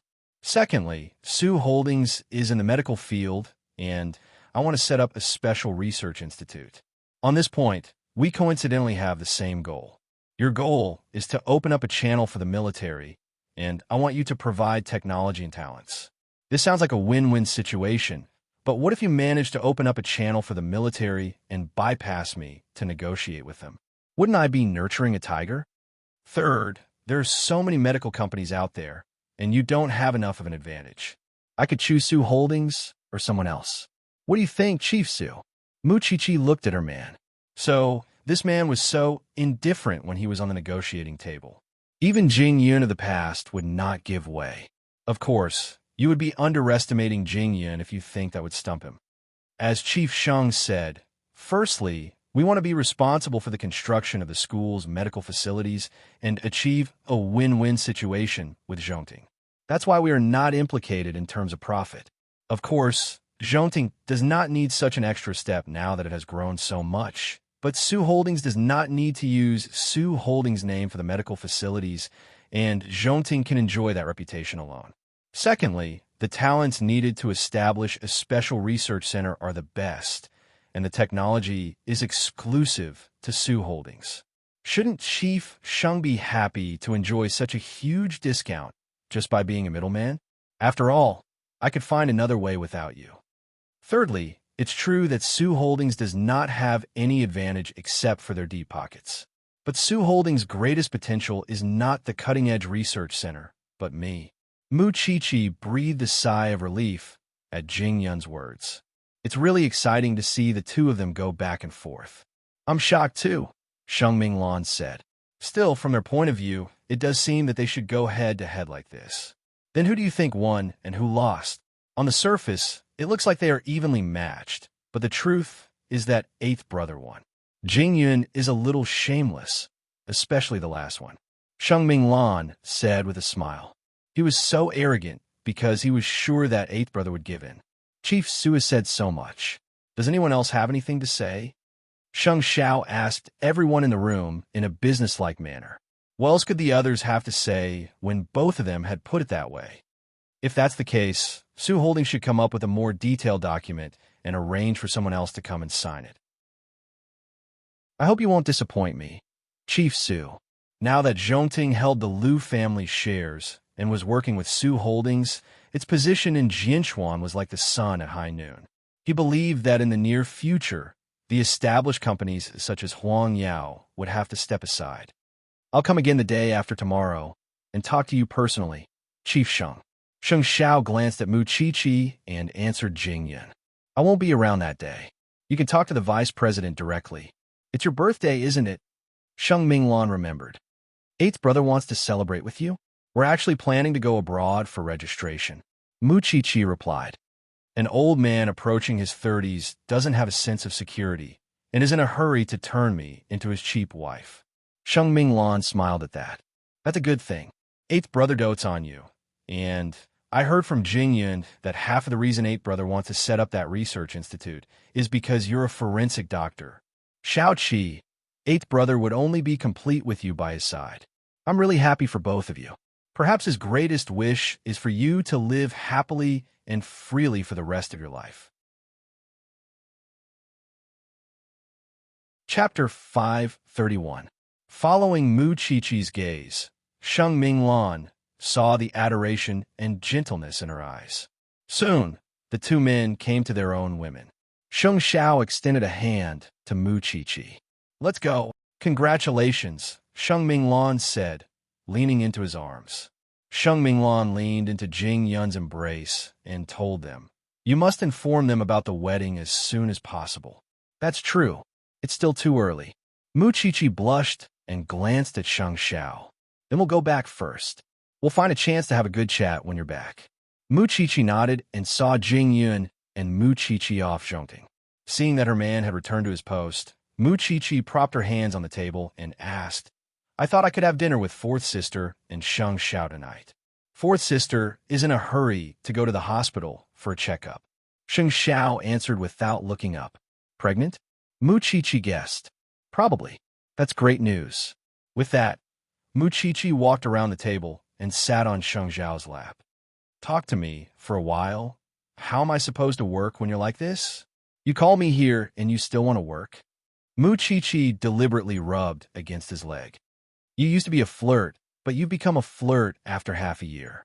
Sheng Xiao could not stand her moving around, so he pressed her down on the table and leaned over to kiss her. If you don't behave, I'll teach you a lesson and make you cry. How do you want to teach me a lesson? Mu Chi-Chi deliberately rubbed his lips with her fingertips. Sheng Xiao did not say anything else, and simply helped her up and walked to his own lounge. Although we've been together for so long, I've never seen you talk business with anyone. If I knew you were so charming, I would have gone out with you more often. Sheng Xiao leaned forward at that. Little one, did you smear honey on your lips? Just think of it as me. Man, I want it. Mu Chi-Chi was unbelievably proactive today. She directly reached out and grabbed Sheng Xiao's shirt, pulling him closer to her. You're asking for it. After Sheng Xiao said that, flirtatious sounds soon came from the lounge. When the secretary knocked on the door and got no response, he knew that his CEO must be making out with Madame, so he did not disturb him. After all, As long as Mu Chi was around, the strict man would become so soft that he was not himself. When the two of them came out of the lounge, it was already 3 hours later. Mu Chi slept in Sheng Xiao's arms, and Sheng Xiao carried her out and left Zhongting. In the evening, the lights of the Lu mansion was already lit. Lu Qianqian's family was having dinner at the dining table, and the atmosphere was natural and warm. I think I'll be going back to the police academy in 2 days. During the meal, Lin Muan suddenly said, I'm almost done resting. I don't want to delay the school any longer. I'm Mu's Qian said. Qian. Mu. Qian. Lin Qian said. I said, Lu Mu Qian Mu. Lu Xiaomu said, You deserve it. Go back if you want to. Lu Qian rolled her eyes. She stopped him from going back because she felt sorry for him. Who would care if it was another man? Lin Muan chuckled. Just as he was about to comfort his woman, Mama Lu suddenly screamed and immediately stood up from the dining table. Lu Qianqian's third uncle rushed into the living room, covered in blood. Mama Lu paled in fright. Qian, save me. Save me. Lu Qianqian looked closely and found that her third uncle's left hand was gone. Blood was flowing out of the wound. Lin Muan quickly shielded the mother and daughter and shouted at the bodyguards. What are you doing? Don't you know when you let him in? The bodyguards rushed forward and held the man's body, but blood was everywhere. Qian, you have to save me. They really cut off my hand. Qian, Mom, go back to your room. I'll take care of this. Lu Qianqian quickly pushed Mama Lu into the room. Can you do it? Mama Lu was a little dizzy. Muan is here. The bodyguards are here too. It'll be fine. Lu Qianqian quickly comforted her mother. After Mama Lu left, Lu Qianqian went to get the first aid box. We have to stop the bleeding first. Otherwise, the consequences will be unimaginable if he loses too much blood. Give him the box. They know how to do it. Lin Mu and reminded Lu Qianqian to pass the box to the bodyguards. Young Master Lin, we didn't let him in on purpose. He has the key. The debt collectors are outside now. We stopped them just now. After listening to the bodyguards, Lin Muan walked to the window and looked downstairs. He saw 10 men in black with all kinds of weapons in their hands. How did these people get in? Lu Qianqian was puzzled. Look at them. Even the security guards don't dare to stop them, Lin Muan replied. Don't worry. The police will be here soon. Qian, save me. They will really kill me. Save me. Lu Qianqian looked at her third uncle. He looked so ferocious and bloody. She really couldn't calm down. Lin Muan saw this and quickly said to her, Go in and accompany Mom. I'll take care of this. Can you? Are you looking down on your man? After saying that, Lin Muan pushed Lu Qianqian into the room. Lin Muan still didn't know that his third uncle had already looked for Lu Qianqian. He just squatted in front of him and said, Calm down first. You're safe for now. I won't be safe. These people won't leave until they get 30 million yuan. Niece, son-in-law, help me. Let's call the police. What a joke. 30 million yuan. When Qianqian was in trouble, this group of uncles had many ideas about Qianqian. Now that they were in trouble, they only knew to come here. No, you can't call the police. You can't. If he called the police, then the police would find out about their gambling. Then they would kill him. I cannot call the police, but you must calm down and get treatment first. Son-in-law, I beg you. Give them 30 million yuan. Otherwise, they might really kill me. I beg you. Let them bandage your wound first. I'll go in and discuss with Qianqian. After saying that, Lin Muan signaled the bodyguards to keep a close eye on him. He didn't want to make any mistakes. He also didn't want this man to scare the mother and daughter in the room. Then, Lin Muan got up and entered the room where the mother and daughter were. How is it? He wants 30 million yuan. He already came to me once during the day. I asked him to use his shares as collateral, but he didn't agree. Lu Qianqian said to Lin Muan, Gambling will happen again if it happens once. How can I give it to him for nothing? Chapter 532. But what do we do now? Lu Qianqian was also shocked by the bloody scene just now. Don't you think it's strange that he has the key to the Lu family? Lin Muan asked in return. He said he didn't release the snake. Lin Muan glanced at Lu Qianqian and then turned to Mama Lu. Mommy, please call the other uncles. Since he is a member of the Liu family, I can't let you and your mother face him alone. After all, he is still their biological brother. He is closer than you two. Mama Lu's eyes lit up. Okay. Mama Lu nodded. What about outside now? The police are coming. Those people won't stay long. Third uncle, on the other hand, is emotionally unstable.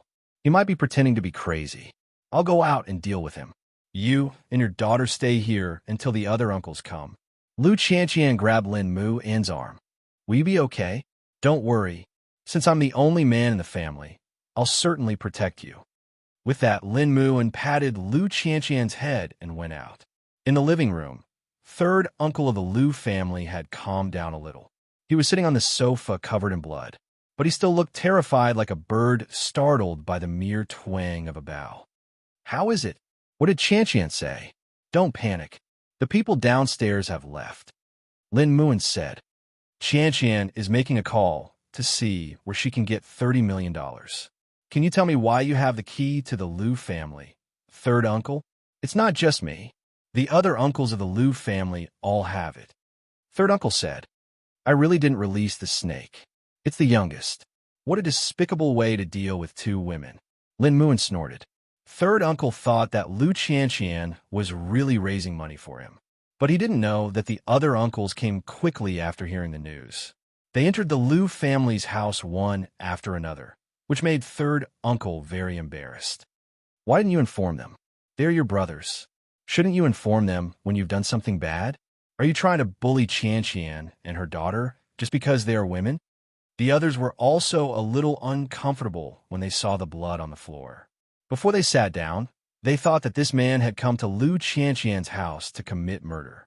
Then Lu Qianqian and her mother came out of the room, and they breathed a sigh of relief. If there was any big news, it would not be good for Liu Enterprises. The reason why I called you over at this time is that I need to discuss with you about third uncle's debt of 30 million yuan. Lu Qianqian explained to the puzzled people. Third uncle wants us to save him. Do you have any objections? No. Third bro likes to gamble. What does that have to do with us? Second bro said, if he's being chased after, do we have to clean up his mess? Second uncle, you saw it too. Third uncle's hand is gone. As his brother, are you really going to leave him to die? You are the chairman of Liu Enterprises. How can I be in charge of this matter? Now you recognize me as the chairman. Lu Qianqian snorted coldly. 30 million isn't a lot of money for you, uncles. You can find a beautiful mistress outside and give her more than 30 million. Qianqian, the money is our own. How we use it is our own business. I just don't want to spend money on this gambler. You can't do anything about it, right? What about uncle? Are you going to leave him to die too? If you agree, we will each give 10 million yuan to help third uncle through this difficult time. What do you think? Lu Qianqian turned around and asked the youngest. Little uncle of the Liu family was the most scheming, but faced with such a situation, he could only say, when Big Brother was still around, we were like our father. Indeed, we should be united. But now that Big Brother is gone, I think it's better for us to live our own lives. Besides, we don't know what kind of person third brother has offended this time. If he goes to gamble again, what should we do? We have families too.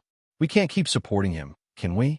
In the end, they were not willing to take out the money, even if it was 10 million yuan. When third uncle heard this, he glared at them angrily. You two are worse than beasts. If you make me angry, I will expose all the dirty things you have done to the media. Go ahead. You're the one being chased by the creditor spider. Everyone's focus will only be on you. If you really want to make a big deal out of this, Qianqian will be the first to object. Wouldn't that be a disgrace to Liu Enterprises? Third uncle was speechless when he heard what youngest uncle Liu said. All right, I know your attitude. Since everyone is here today, let's make things clear. It's fine if you don't want to save third uncle today. I won't force you. But if you're in trouble in the future, don't blame me for not reminding you. You won't get our help either. We don't need it. Second uncle smiled firmly. All right then, you can leave. But before you leave, hand over the key to my house. Otherwise, I will ask a lawyer to handle this. Trash is trash. They do such dirty things. They don't even let women go. The other two uncles looked unhappy, especially when Lu Qianqian scolded them. We don't know what you're talking about. They definitely have your keys on them. Third uncle finally spoke up. Since you're being heartless, I'm not going to be righteous either. Don't slander us. And the snake in Qianqian's room was released by the youngest. We can't be bothered to listen to your nonsense. Having said that, the two uncles quickly got up and left the Lu mansion. Then Lu Qianqian looked at third uncle coldly. These are your brothers. They are all shameless people. I didn't count on them in the first place. Third uncle said in despair. I know that you don't want to help me, but I have nowhere to go. There's no other way. I'm still going to say the same thing. If you want $30 million, I can give it to you. But I want the shares in your hands as collateral. $30 million isn't much, so you don't have to be so nervous. I just want you to know that I paid a price for this money. If you want to gamble again, you should think it through. After hearing what Lu Qianqian said, third uncle finally nodded. I promise you, if you said that earlier, your hand wouldn't be like this. The bodyguards will accompany you to the hospital later. They will ensure your safety tonight. Come back tomorrow to sign the papers and get the money. All right. Third uncle finally compromised with Lu Qianqian. In his heart, he had a deeper understanding of this little girl. She was definitely not a paper tiger. I will return the key to you. Chapter 533. Soon, the bodyguard sent third uncle of the Lu family away. But the bloodstains on the floor made one's scalp tingle. Mama Lu was very pleased. My Qianqian has really grown up. Mommy, you should go back to your room and rest. I'll ask the servants to clean it up. Qianqian, I think you should be on guard tonight. Your youngest uncle did not hesitate to hurt the people of Lu Holdings just to cause trouble for you. Now that he knows about your third uncle, he might think of a way to blow things up and humiliate Lu Holdings. Then, the board of directors will make things difficult for you. Mama Lu felt that it made sense. Qianqian, I also think that we should be on guard. If he really does something unusual, we can fight back or even pull him out. Okay, I know. I'll ask my secretary to inform the media to block any news related to Lu Holdings and track down the person who released the news. Okay, I'll contact the people who changed the locks. Lin Muan also said he had planned to go back to the police academy tonight, but now it seemed that both mother and daughter were frightened. So, he would go back tomorrow. It was already 11 at night when everything was settled. When Lin Mu returned to his room, Lu Qianqian had already taken a shower and was lying on the bed. Then, Lin Muan washed up and hugged Lu Qianqian in his arms. Don't be afraid. I'm here. I know. Lu Qianqian hugged Lin Muan tightly. But I still feel scared when I think of what happened in the afternoon, especially when I think of third uncle's wound. It's so bloody that my scalp tingles. Lisa will be here when I'm not around. Don't worry. I'm just thinking that I can't even stand such a scene. How did Chi-Chi endure it? What she saw was 100 times more disgusting. We're both girls. I really feel a little cowardly. After hearing this, Lin Muan laughed. Is she an ordinary person? It's a miracle that she could subdue Shang Xiao. I won't be surprised no matter what she does in the future. We are just mortals. We should just enjoy the life of mortals. It's not just you. Even I feel uncomfortable. That's true. Seeing that Lu Qianqian was about to fall asleep, Lin Muan kissed her forehead. I'm going back to the police academy tomorrow. Are you really not going to do anything with me? Ugh, I'm scared. I just want to sleep. All right then, go to sleep. Lin Muan did not force her. But at that moment, Lu Qianqian suddenly turned over and pressed herself on top of him. Lin Muan was shocked. What are you doing? Thinking about it. I'll eat you first, then sleep. During the days when Lin Muan was injured, Lu Qianqian was more proactive because his hands were not convenient. Lin Muan could only reach out and hold Lu Qianqian's waist.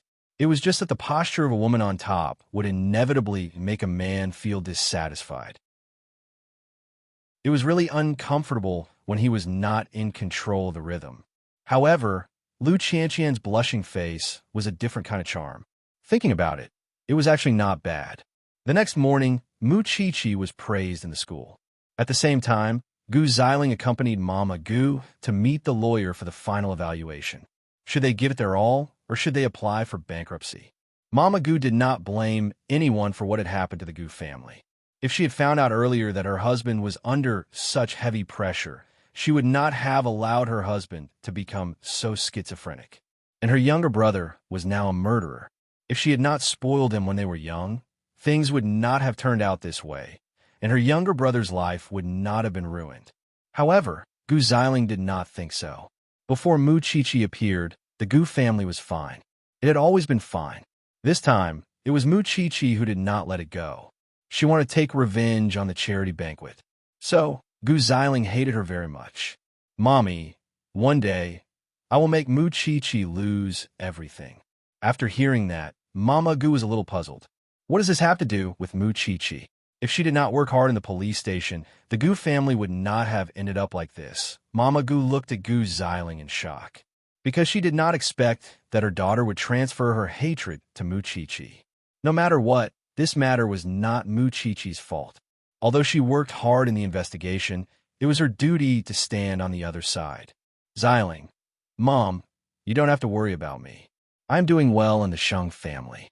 Now, Akai is willing to believe me, and Grandpa Sheng will not dare to do anything to me. He will not dare to chase me out of the Sheng family. Why? Mama Gu asked. Because Akai is infertile. If he chases me out, I will definitely not hide this matter for the Sheng family. Grandpa Sheng cannot afford to lose his face, Gu Xiling said. Then what about you? It is not a long-term solution to not have children. Don't worry. I will let Grandpa make the decision. Everything will be done according to his wishes. This was Gu Xiling's cleverness. Mama Gu nodded. You should know your limits. After all, you are Akai's wife. Don't make things irreversible because of this matter. After all, you still need to rely on him for the rest of your life.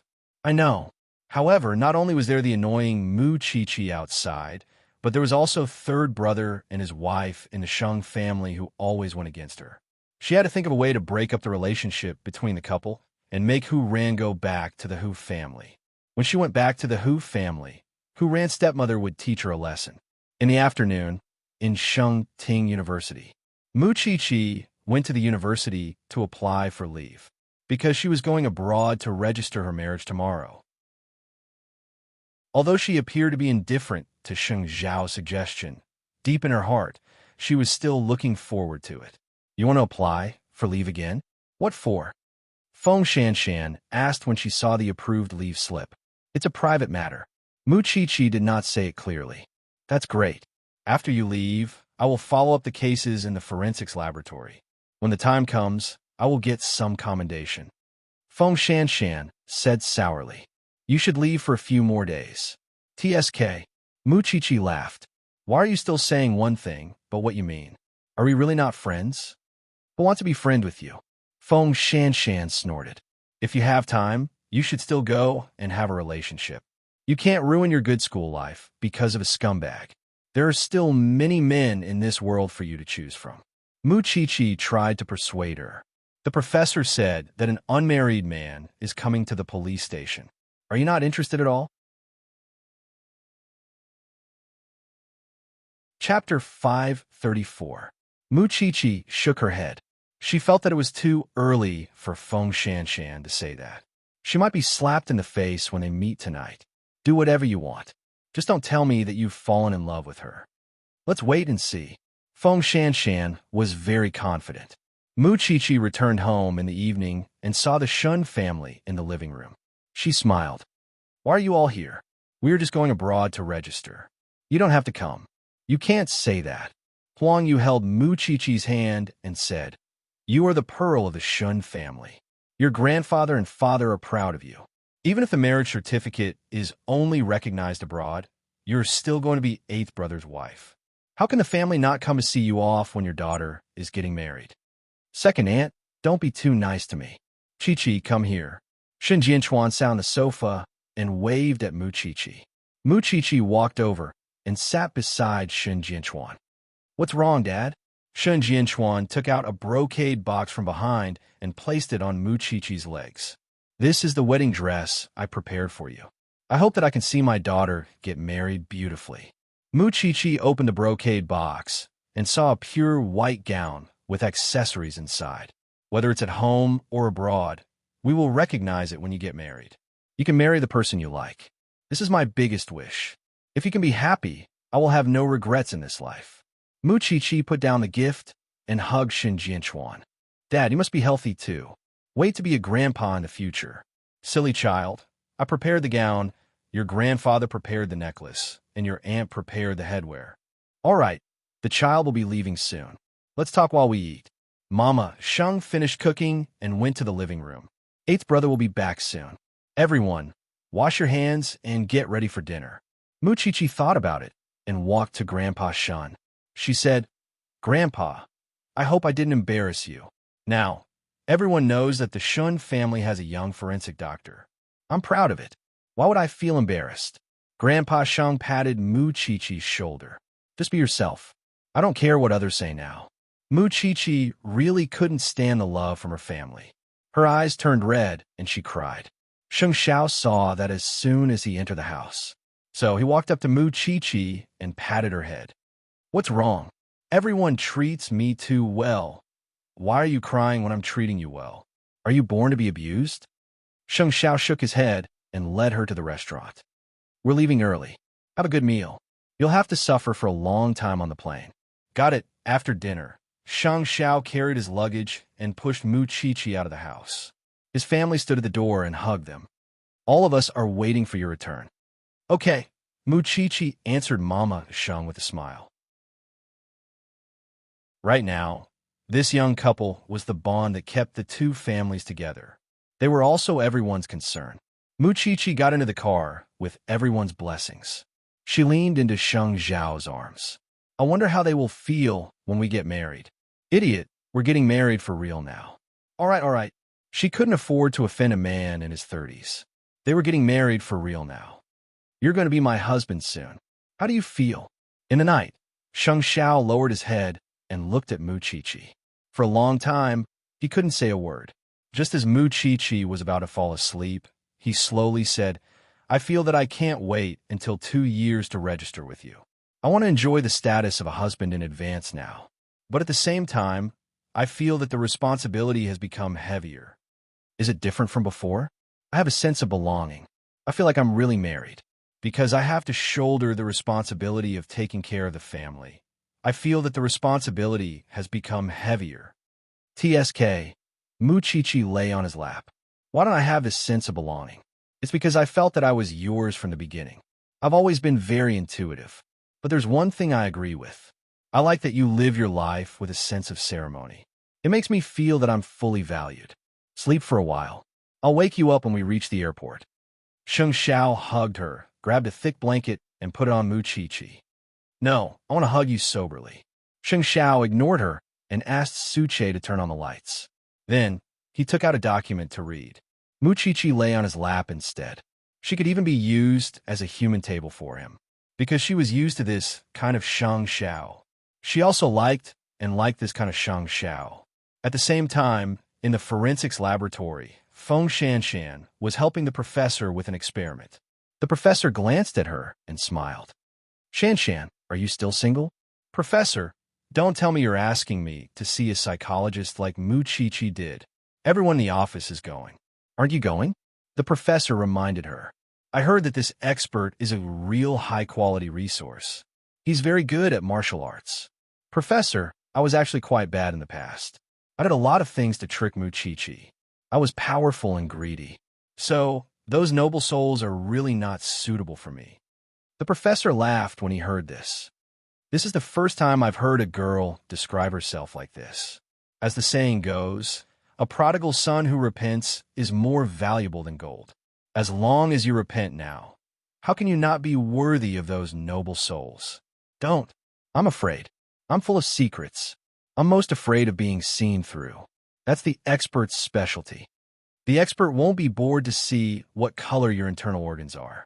Hearing such a capable and vicious remark, Feng Shanshan and the professor turned around together. They saw a tall and thin man standing at the entrance of the forensics laboratory. He was wearing black casual clothes and a cap, giving off an extremely oppressive feeling. I'm Tang Yin, a new police officer. I'm good at profiling. I'm here to say hello to the forensics team. I didn't mean to eavesdrop. You didn't close the door. Feng Shanshan was stunned. She suddenly wanted to see the face under the cap. What did it look like? Hello. The professor immediately went up to shake his hand. We're just joking. I hope you don't mind. Is this considered a bad guy hiding in the police station? Tang Yin slowly curled his lips with a hint of mockery. Oh no. Feng Shanshan stood stiffly by the pool. She could not control herself at all. Indeed, one should not talk behind people's backs. Chapter 535. Tang Yin smiled nonchalantly. Professor, please take care of me in the future. It's my duty. The professor smiled. Then, Tang Yin crossed his arms, glanced at Feng Shanshan, and left the forensics lab. The professor glanced at Feng Shanshan and could not help but laugh. How is it? I told you. He's handsome, right? Feng Shanshan's face was very red, but it was not because of the man, but because someone had bumped into her from behind. Strictly speaking, it was because of embarrassment. This man is not a gentleman at all. He doesn't even know how to knock. This man should be 185 meters tall. He's tall, handsome, and very strong. Didn't you see his arms? They're all muscles. He's in high demand, Shanshan. He's the type that Mu Chi-Chi likes. Don't use Mu Chi-Chi as a shield. She already has the strongest man. Why would she look at another man? You should think about yourself. Feng Shanshan did not say anything. She lowered her head and did her own things. This man must have a very low EQ. He was not the kind of man who would do anything for a woman. Otherwise, he would not have said such embarrassing words. What a poisonous tongue. No matter how strong a man is, he will become soft when he meets the woman he likes. Feng Shanshan was like a turtle hiding in its shell. Late at night, she took a taxi home and saw Tang Yin at the door. To avoid embarrassment, Feng Shanshan hid behind the glass. After a while, she saw Tang Yin riding away on his motorcycle.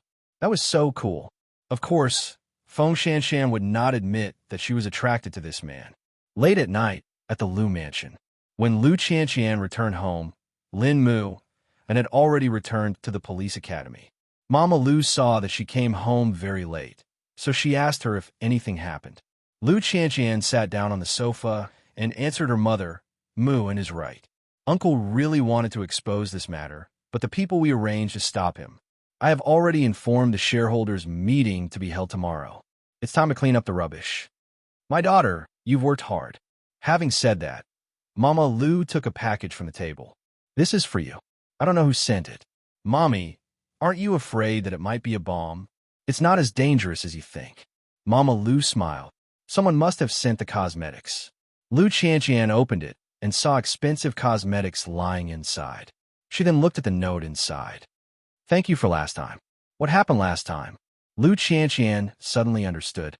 I know who sent this. Oh, Mu In's aunt. Chi-Chi and I saved her a few days ago, Lu Qianqian replied.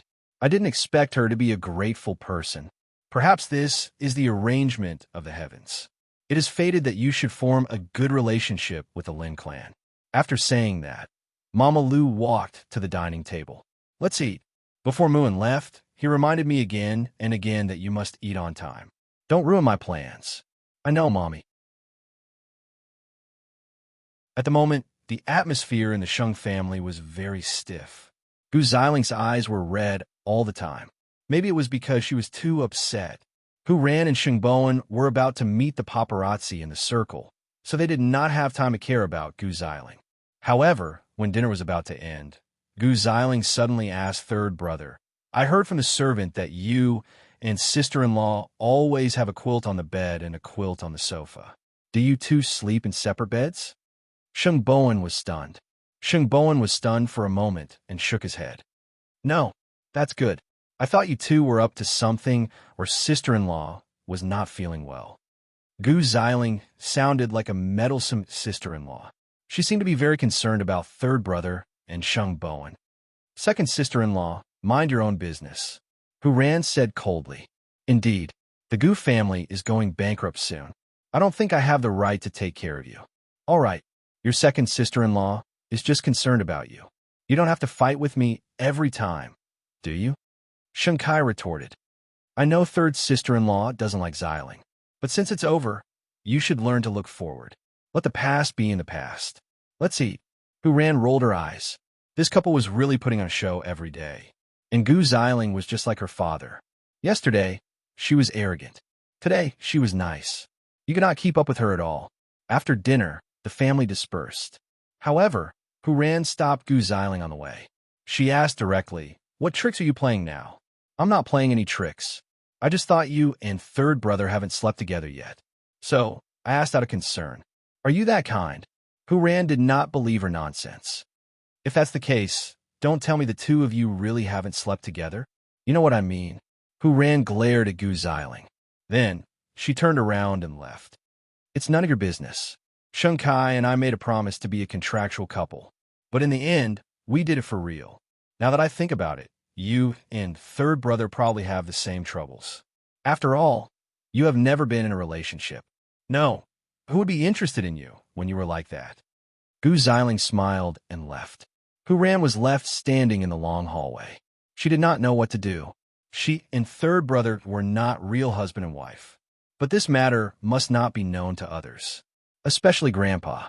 Otherwise, he would think that they were putting on a show to stall for time. After all, third brother's position in the Sheng family was really worrisome.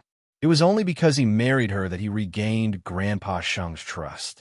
Because of that, third brother was summoned to old Sheng's study. "Is what your second sister-in-law said true?" "What is it?" Third brother pretended not to understand. "What are you two up to about sleeping in the same room, but not in the same bed? You're already married. What else do you want?" "Grandpa, we got married after seeing each other a few times. We don't have any feelings for each other. So, we want to give each other more time." "Damn time. Do you want me to urge you on such a thing? Hurry up and give me a child. Don't do this nonsense." Grandpa Sheng was furious. "I can't count on your second brother for this. I'm counting on you. You're going to consummate me tonight." "How ridiculous." Third brother thought about the old man's words. It sounded a little strange. Why couldn't he count on Shinkai? Moreover, what era was it now? Why were young people forced to sleep in the same bed? Chapter 536. Then, third brother returned to his room unhappily. When Hu Ran saw him, she knew that he must have been taught a lesson by Grandpa Sheng. "I really don't understand. Isn't that woman busy enough? She even cares if we sleep on the same bed." "Of course. If Grandpa knows that we are only in name, he will definitely have a lot of ideas." Hu Ran sat on the bed and tidied up the bedding. Then, she said to third brother, "From today onwards, you can sleep on the bed. Don't sleep on the sofa anymore." Xiao Ran, "Why don't we have a drink?" Hu Ran suggested. In fact, both of them had the same idea, but they did not know how to say it. They also did not know how to do it when they were sober. So, Hu Ran suggested drinking. Third brother nodded and went out. "I'll get it." When Hu Ran saw third brother going out, she took out her pajamas from the wardrobe and put them on. In fact, she was already prepared. Although she was not sure about her feelings, she did not plan to change her husband. But if Sheng Bowen met a woman he loved in the future, she could leave. After a while, Sheng Bowen returned to the room with a glass of red wine in his hand. Seeing Hu Ran in her pajamas, he blushed. Let's drink." Hu Ran did not explain. She just sat beside Sheng Bowen. Sheng Bowen smelled the fragrance of the red wine and Hu Ran's body. All of a sudden, he felt his heart surging. "What's wrong?" "Xiao Ran, you don't have to do this. But I don't regret it." Hu Ran smiled. "Let's drink." As they drank, Hu Ran leaned on third brother, which made him even more distracted. It was not that Sheng Bowen had never seen Hu Ran wearing skimpy clothes before. It was just that he had never seen her in such a seductive way like today. "Xiao Ran, I always feel that I am taking advantage of you." Hu Ran could not help but laugh. "Why are you so shy and cute?" Having said that, Hu Ran raised her head and kissed third brother's lips. But Sheng Bowen's body stiffened. Then he pushed Hu Ran away and hid in the bathroom. After thinking for a while, he called Sheng Xiao. Sheng Xiao was still at the airport. He was about to board the plane. "What's the matter?" "Eighth brother. What do I need to pay attention to before or during that kind of thing with a girl?" Sheng Xiao was speechless. "So you've been a vegetarian for the past 20 years? I don't believe that you had someone else before Chi-Chi. Sheng Xiao choked. This kind of thing is self-taught. There's no need for any teaching. Isn't a girl's first time very painful? You figure out yourself, idiot. I'm boarding now. Having said that, Sheng Xiao hung up without giving Sheng Bowen any substantive advice. After being nervous for a while, Sheng Bowen returned to the bedroom. However, Hu Ran was already lying on the bed, breathing evenly. But the more she was like that, the more third brother knew that Hu Ran was pretending to be asleep. Xiao Ran, if you don't want to, I won't force you. Go to sleep, Hu Ran said calmly. It's not what you think. I'm just nervous because this is my first time doing something so intimate with a girl. After Hu Ran heard this, she sat up on the bed and couldn't help but laugh. Ha ha, are you serious? I didn't expect you to be so innocent, third brother. I'm very serious about relationships. I don't want to be casual, Sheng Bowen explained. So, I didn't push you away on purpose just now. Looking at Sheng Bowen's ear, Hu Ran laughed again. I thought you really despised me. How is that possible? As soon as Sheng Bowen said that, Hu Ran kissed him. This time, it was not a light kiss. Instead, it was a kiss with some exploration and desire. After a while, Hu Ran let go of him. Since you don't know how to do it, let's explore together. Let's start with kissing. How does it feel? Not bad. Then Hu Ran boldly took off Sheng Bowen's shirt and reached out to touch his chest. Then, how about this? It's a little strange. Hu Ran laughed again, because she had never seen such an innocent man. Although Sheng Bowen looked like a righteous child, it was unexpected that he was so conservative. It seems that we have to do it step by step. After Hu Ran said that, she helped Sheng Bowen put on his pajamas. Let's sleep. Don't sleep on the sofa tonight. We have to make that woman speechless. Then, the two of them lay on the bed. However, looking at Hu Ran's back, Sheng Bowen felt a little defeated. It should be very embarrassing in this aspect. Hu Ran laughed, and then turned around and threw herself into Sheng Bowen's arms. No, I just think it's fun to tease you. As long as you don't feel disappointed. Hu Ran chuckled and closed her eyes. Although many women liked men with superb skills, Hu Ran liked men like Sheng Bowen. He attached great importance to these things. At least, she could be sure that he would not mess around. It would also make her feel unexpectedly at ease. Although the two of them had slept on the same bed several times, it was the first time they hugged each other so tightly. Sheng Bowen even felt a little difficult to breathe. Although in his heart, he had long regarded Hu Ran as his only wife. After a 13-hour flight, Mu Chi-Chi and Sheng Xiao finally arrived at Las Vegas in the United States. Strictly speaking, this was Mu Chi-Chi's first time in the United States. It wasn't as if there weren't any exchanges in the school, but Mu Tongxue would always snatch the opportunity, and she would always be the one left behind. Come to think of it, it was a little funny that a rich young lady like her rarely had the chance to go abroad. Let's go to the hotel first. We'll go and register tomorrow morning. It was 7 o'clock in the evening when they arrived in the United States. You've calculated my birthday, haven't you? Mu Chi-Chi asked, looking up at him. Sheng Xiao smiled and did not say anything. He held Mu Chi-Chi's hand and got into the hotel car. Then, he hugged her. If you're tired, you can continue to sleep. There's still a long way to go before we reach the hotel. If you don't rest well, your eyes will be swollen when we get married. It's too ugly. I don't want you anymore. Mu Chi-Chi was so excited that she could not sleep. Forget it if you don't want it, little one. Your skin is itching again. Mu Chi-Chi leaned into Sheng Xiao's arms. She felt that it was very unreal. Although they were just going to register their marriage abroad, she was going to be married to this man for real. Was the thing that she had dreamed of since she was 17 finally coming true? Thinking of the bitterness when she had a crush on him, Mu Chi-Chi suddenly chuckled. Chapter 537. You're laughing at me for having a crush on you and not daring to tell anyone. Now we're getting married. You had a crush on me then? I can see through everything. How is a crush? Sheng Xiao exposed her. You look at me as if you want to eat me up every day. Anyone would know that. Mu Chi-Chi thought about it. It seemed to be the case. She smiled shyly. I'm lucky that you like me too. I'm looking forward to the registration tomorrow. It was 2 o'clock in the afternoon in Jianchuan. Lu Qianqian informed the directors of the meeting. She did not tell them what the topic of the meeting was. The shareholders thought that something urgent had happened to Lu Holdings.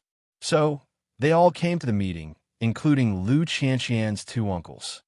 Chairman Lu, if there's anything urgent, just say it quickly. The directors could not wait any longer. The main reason for the meeting today is this. Lu Qianqian looked at her youngest uncle with a complicated expression. Then, she continued, I believe all of you already know about my 3rd uncle's injury. He got one of his hands chopped off because he owed a debt. Now, he is receiving treatment in the hospital. This is supposed to be the Lu family's dirty linen. I shouldn't publicize it here. However, because this matter is related to another matter, which involves the interests of Lu Holdings, I have to bring it to the board for discussion today. Chairman Lu, don't keep us guessing. Hurry up and tell us. The directors were anxious. Youngest uncle, I want to know how much you sold the news to the media. Lu Qianqian questioned her uncle directly. The youngest uncle was stunned when Lu Qianqian mentioned him. Then he shrugged. What does it have to do with me if 3rd brother owes a debt? It has nothing to do with you. I don't care if you don't save him. I just want to ask you, why did you expose the matter of 3rd uncle being chased by someone at home? Lu Qianqian, you need evidence to speak and do things. What do you mean by exposing it to the media? Do you have evidence? The youngest uncle of the Lu family was good at cheating. Do you think I dare to hold a board meeting without evidence? Lu Qianqian took out her phone and found the evidence she got from the reporters. The account that transferred the money is yours, right? The secretary who went to the reporters is yours, right? Also, did you prepare this draft that is going to be leaked? Everyone looked at the evidence in Lu Qianqian's hand. Then they all looked at the youngest uncle of the Lu family. You're a human on one side and a ghost on the other. Don't you think you're a little too divided? What do you mean by this? What good would it do you to expose 3rd uncle's affairs and damage the Lu family's reputation? If you just want to make things difficult for me, please do it openly.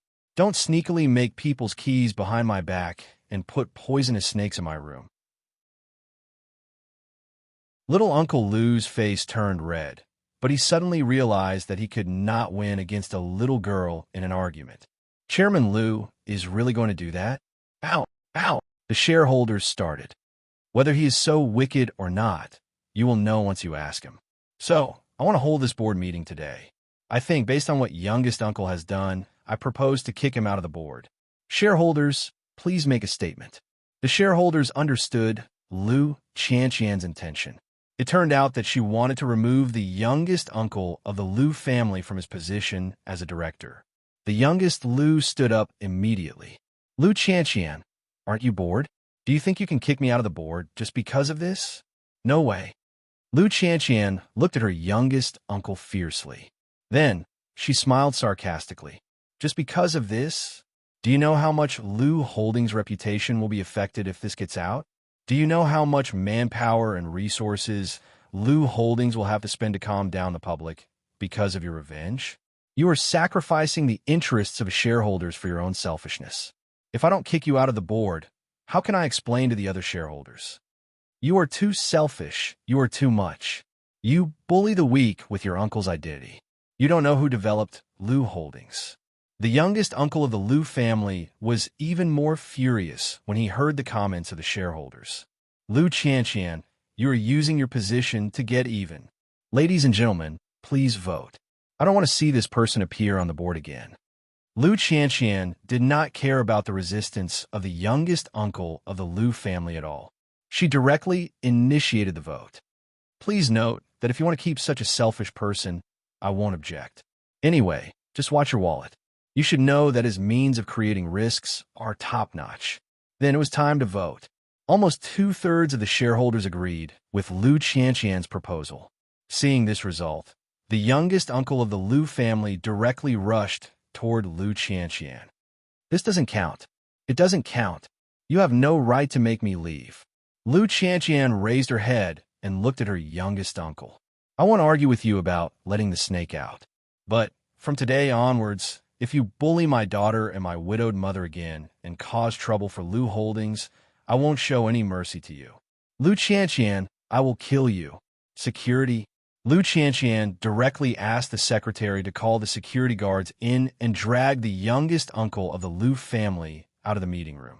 When everyone saw Lu Qianqian's decisive attitude, they also saw her father's wisdom and decisiveness in her. When faced with a problem, she did not have the timidity of a normal little girl. Instead, she had reason and evidence and moved forward bravely without fear. With such boldness, the shareholders were also convinced. She was still young now.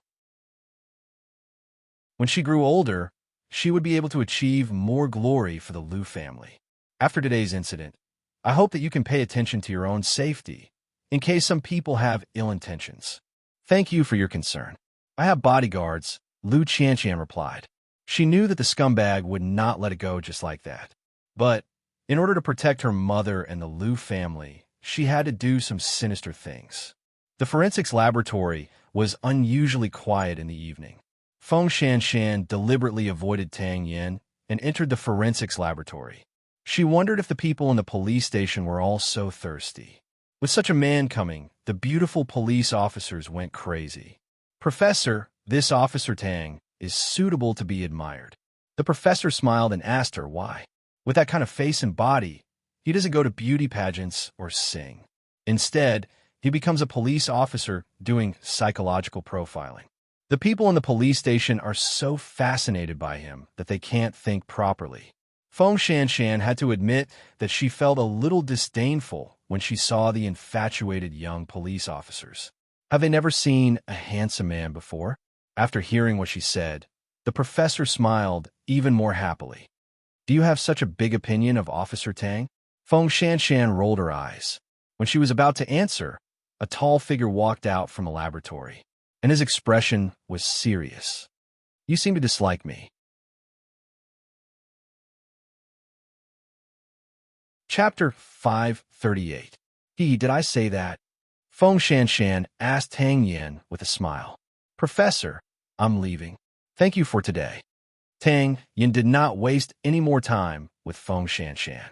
He simply buttoned up his shirt and left the forensics lab. Professor, why didn't you tell me that there was someone else inside? I probably didn't tell you that Officer Tang is my nephew. The professor explained innocently. He said that his shoulder and neck are not feeling well recently. I asked him to come over and I'll take a look. Feng Shanshan said, You're really good. I'm so embarrassed. It's raining outside. Did you bring an umbrella? I'll ask Tang Yin to send you back later. Won't the misunderstanding be cleared up? The professor said happily while cleaning the scalpel. When is Mu Chi-Chi coming back? Feng Shanshan began to miss Mu Chi-Chi. If she was here, the atmosphere would not be so awkward. After Hua Tsong's case, the branch office was quiet for a few days, so the forensics lab did not need any assistance. Feng Shanshan did not need to stay in the lab until late at night. When Feng Shanshan walked out of the lab, it was 9 o'clock at night. Tang Yin was at the door with an umbrella in his hand. His tall figure was always eye-catching. However, when he turned around and looked at the girl who had disagreed with him again and again, he thought that she would come over to help him with the umbrella. However, she pretended not to see him and rushed into the rainy night with her bag on her back. It took at least 10 minutes to get from the branch office to the bus stop. Was she going to get drenched in the rain? What a stubborn girl. When he arrived at the branch office, he was indeed a little interested in Mu Chi-Chi. But he did not see Mu Chi-Chi. Instead, he met such a strange girl. Was his umbrella poisonous? It had been raining a lot in Jianchuan recently. The winter wind was biting. Gu Xiling had been quite quiet recently. Every day, she prepared dinner on time and welcomed everyone from the Sheng family home from Huangyao. She spent some time to investigate Sheng Bowen's past love history, but she found that this man, who had lived for more than 30 years, had never had a woman. There was no way to talk about finding an ex or any exciting love history. Hu Ran was the same. Before she became stupid, she had never had a formal boyfriend. After she became stupid, there was no need to talk about it.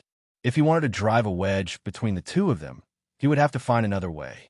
Thinking of this, Gu Xiling asked Sheng Kai after dinner, Is third brother's secretary a man or a woman? Woman, what happened? Can you arrange a pretty and smart one for him? Gu Xiling asked. Sheng Kai looked at her for a long time. In the end, he did not say anything. However, he understood what she meant. She wanted to create some trouble for third brother. "I will handle this matter," said Sheng Kai. "Kai, there are some things that you have to do. Firstly, to keep an eye on him. Secondly, the Gu family has gone bankrupt, and the Hu family behind, who ran, will be a great threat to you. I want to get rid of this stumbling block for you." Sheng Kai hugged Gu Xiling and nodded. "I know, you did it for me." In another room, Hu Ran and third brother were discussing how to meet the paparazzi. That scumbag always stood them up when they met. In fact, third brother also knew what he wanted. It was nothing more than money. It was very simple. However, Hu Ran felt that even if she wanted to give him money, it would depend on whether what he said was worth it. "Don't worry about this matter. I will contact the paparazzi. When we meet again, I will tell you." Before third brother went to bed, he said to Hu Ran, "There is one more thing.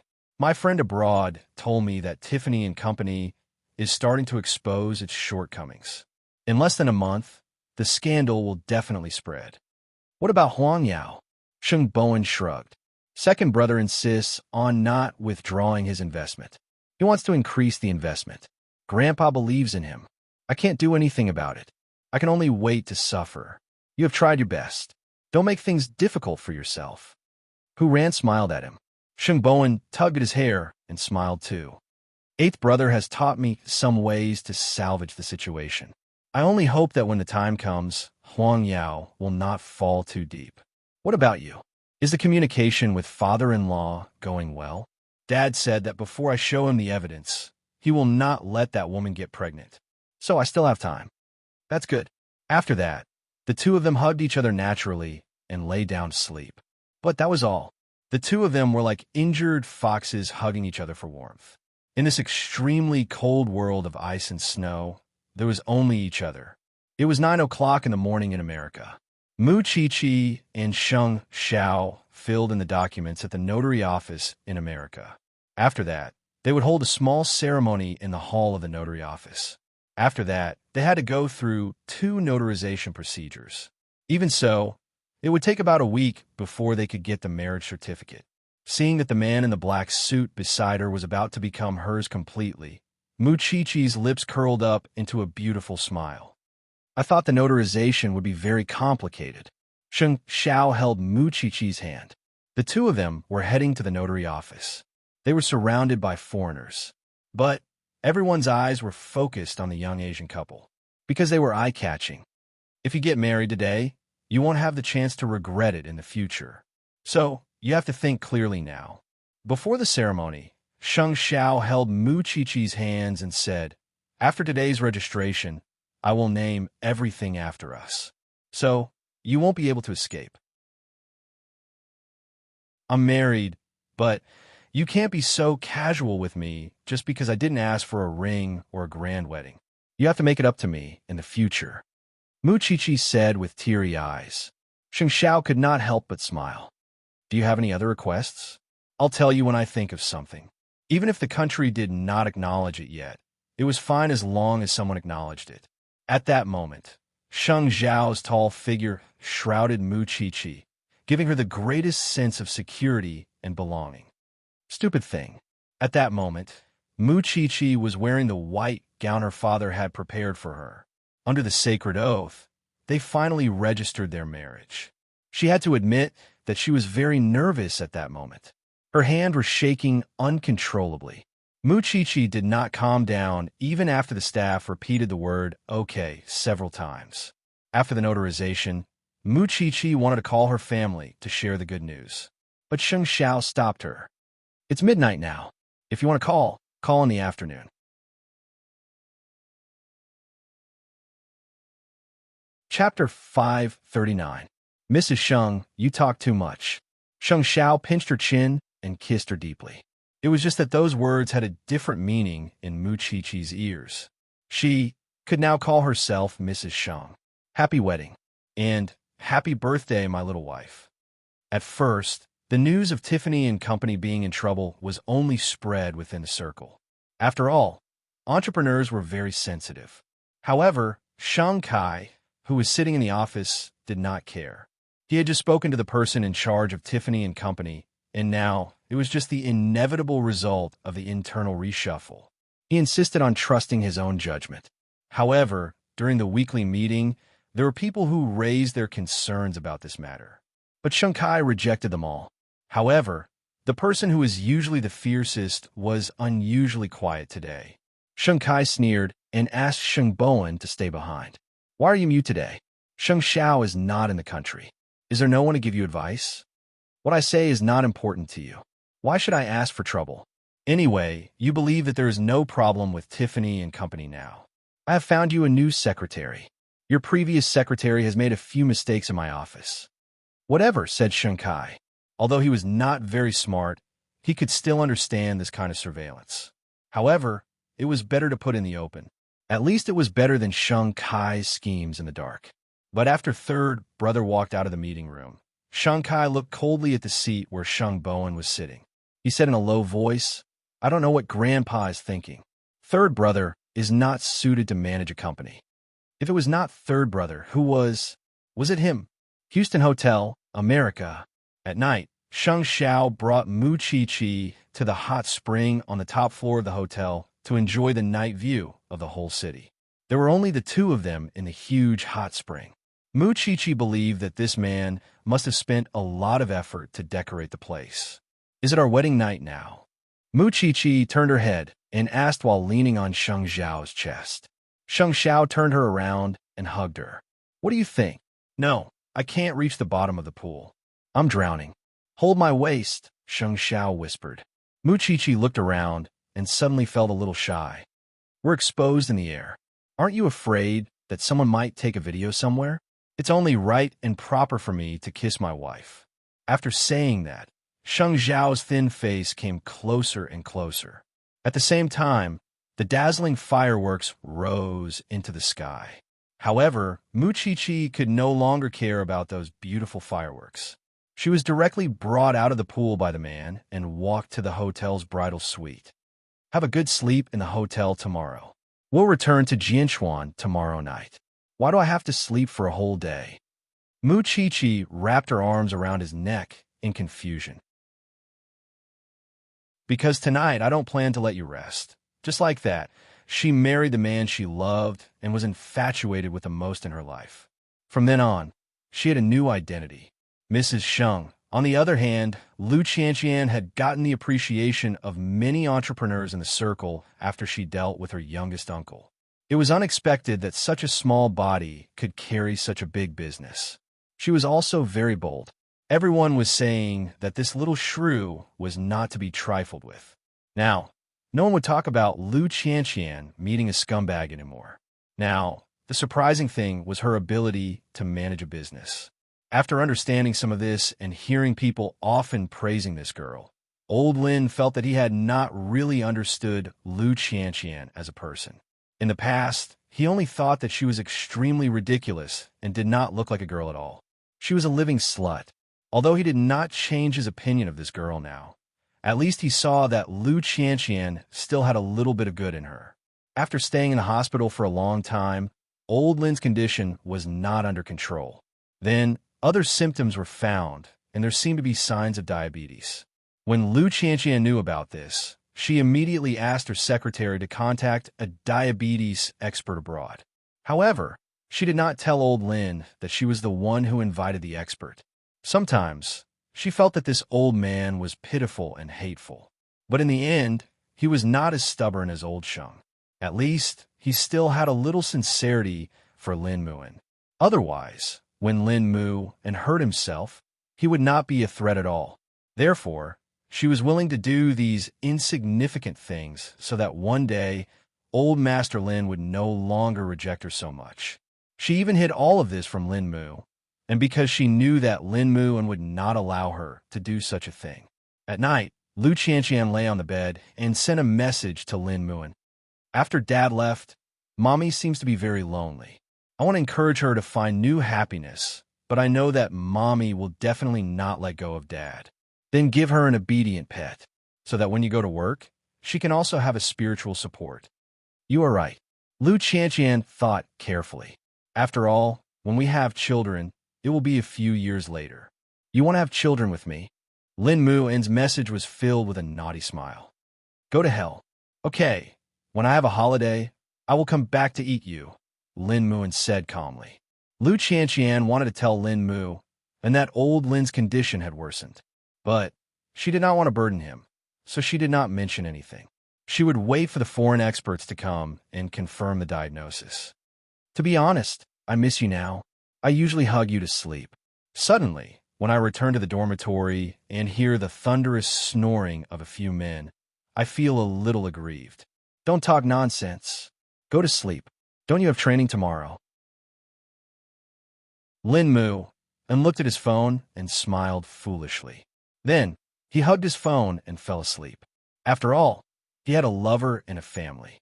It was in the middle of the night that the Tiffany and Company outside the country was in chaos. The latest person in charge had absconded with his mistress. Now, the police were hunting for them. The facade that he had created about Tiffany and Company had been torn apart. This huge jewelry empire was now riddled with holes. The people in the jewelry industry received the news one after another.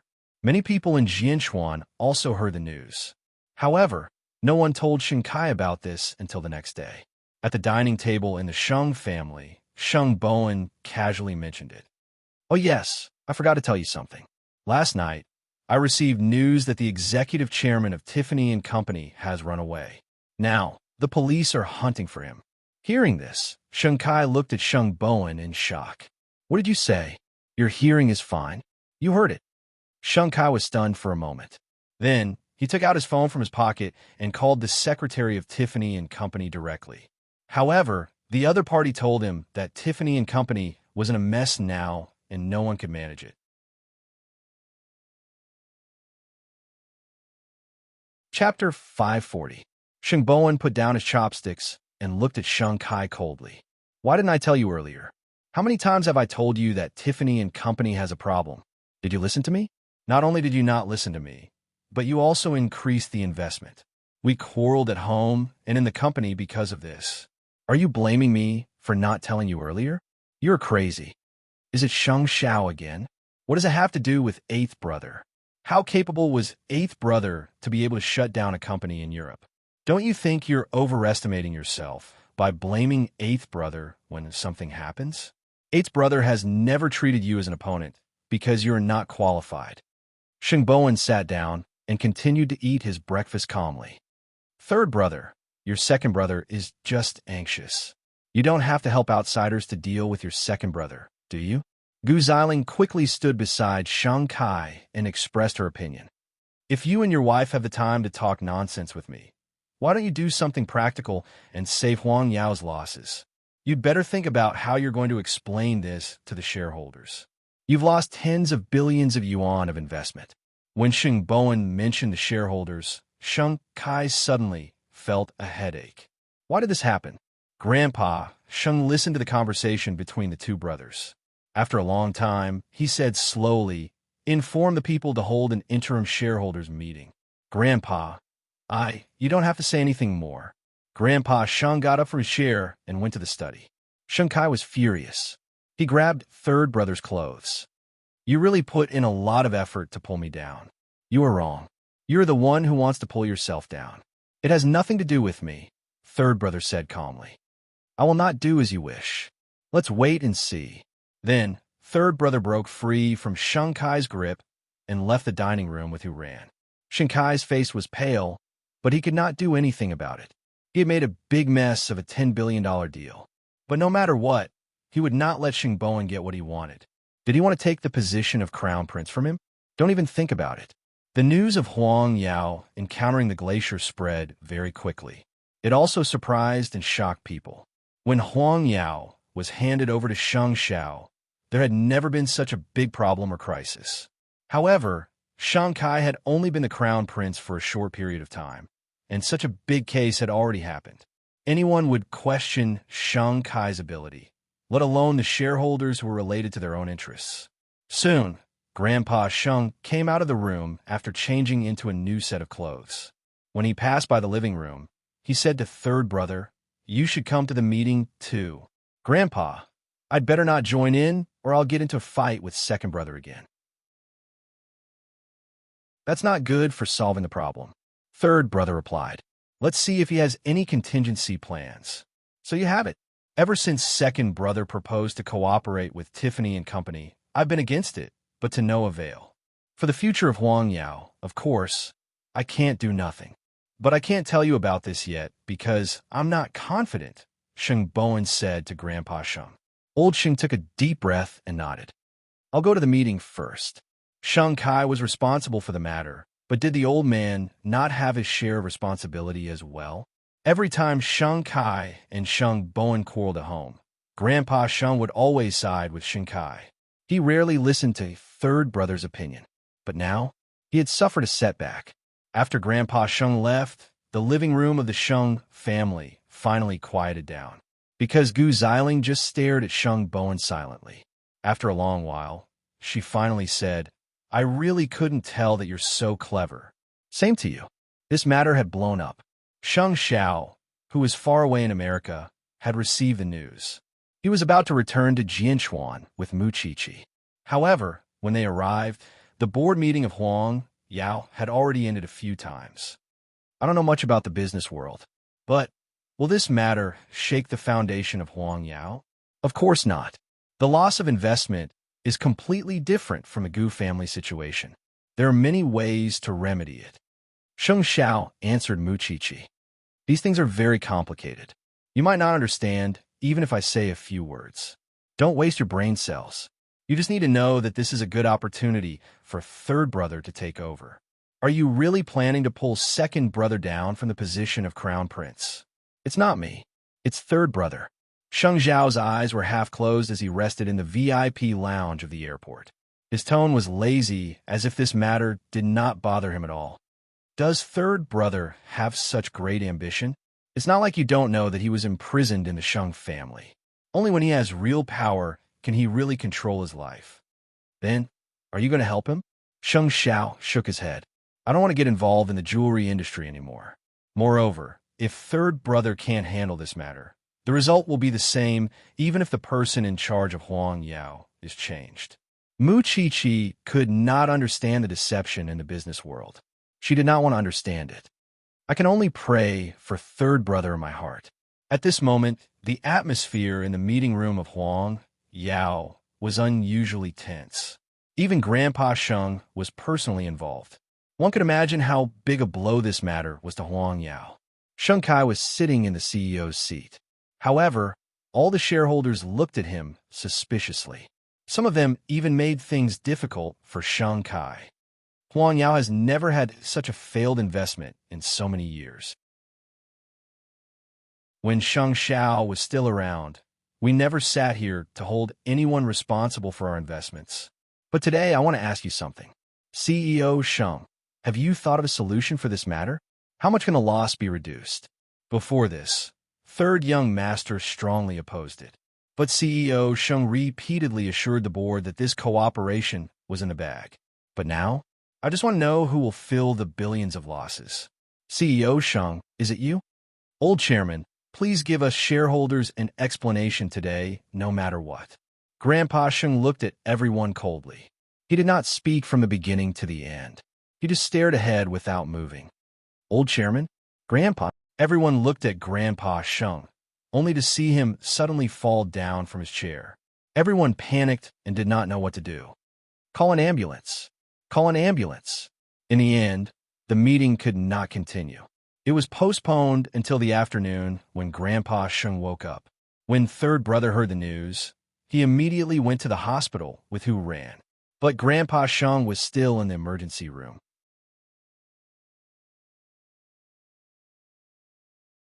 Chapter 541. I'm the only one who's selfish. Aren't you selfish too? Sheng Kai retorted. What right do you and eighth brother have to question me? Calm down. Grandpa is still being examined. He heard you arguing outside. His condition is going to get worse.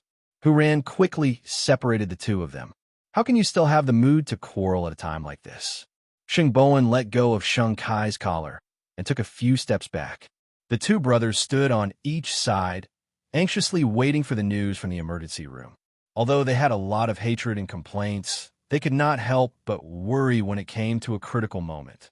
A moment later, the doctor came out of the emergency room and said to the two brothers, "It's not a big deal. He's just in shock because of the lack of oxygen. The patient is resting inside now. Try not to disturb him or stimulate him." "Thank you, doctor." The two brothers heaved a sigh of relief and entered the ward. When they saw Grandpa Sheng sitting on the bed, they walked over together. "Grandpa, how are you feeling?" "Eighth brother, you're back." Grandpa Sheng looked at Sheng Kai and said naturally. Sheng Kai was stunned, and so was Sheng Bowen. In fact, deep in Grandpa Sheng's heart, he had always been worried about Sheng Xiao. He missed Sheng Xiao and wanted to rely on Sheng Xiao. However, the person he wanted to be close to the most was also pushed out of the house by him. "Grandpa, rest well." Sheng Bowen helped him lie down because he could feel that Grandpa Sheng had not recovered yet. "I'll stay here with Grandpa. You should do what you should do." Third brother did not want to quarrel with Sheng Kai now, so he took the initiative to say that he wanted to stay in the hospital. However, Sheng Kai was not at ease. "You're staying here? If you ask Grandpa to make a will or ask him to transfer the shares to you while he's unconscious, I won't know anything." After Sheng Bowen heard this, he sneered. "This is the first time I've realized that your heart is actually so dirty. I'm just taking precautions. Get out." Unexpectedly, Grandpa Sheng shouted at Sheng Kai. "Do you want to die?" "Grandpa, I'm still conscious." "Grandpa, that's not what I meant." Grandpa Sheng waved his hand and gestured for Sheng Kai to leave. If he had not heard it with his own ears, he would not have believed that second brother was so suspicious of third brother. After all these years, he thought that he understood his two grandsons' temperaments very well. His third son had never played any tricks on him, but his second son had become more and more unfamiliar with him.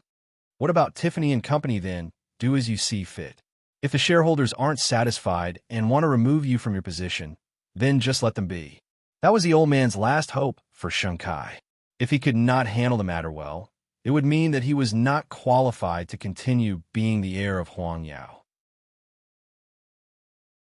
It was as simple as that. Sheng Kai's heart sank, but there was nothing he could do. He could only turn around and leave the ward. There was nothing he could do but go to Huang Yao to think of a solution. It had happened so suddenly that he had to go to Europe himself to understand the situation. After that, the board meeting continued. Sheng Kai asked the shareholders for their consent. "Give me a week. I will make up for the loss of Huang Yao this time." Thinking that Grandpa Sheng had fainted in the meeting room just now, the shareholders did not want to force Sheng Kai, so they agreed to his request. "Then we will give you a week. If you can't solve the crisis within a week, then we, the shareholders, think that you're not suitable to continue being the CEO of Huang Yao. CEO Sheng, you have to take care of yourself."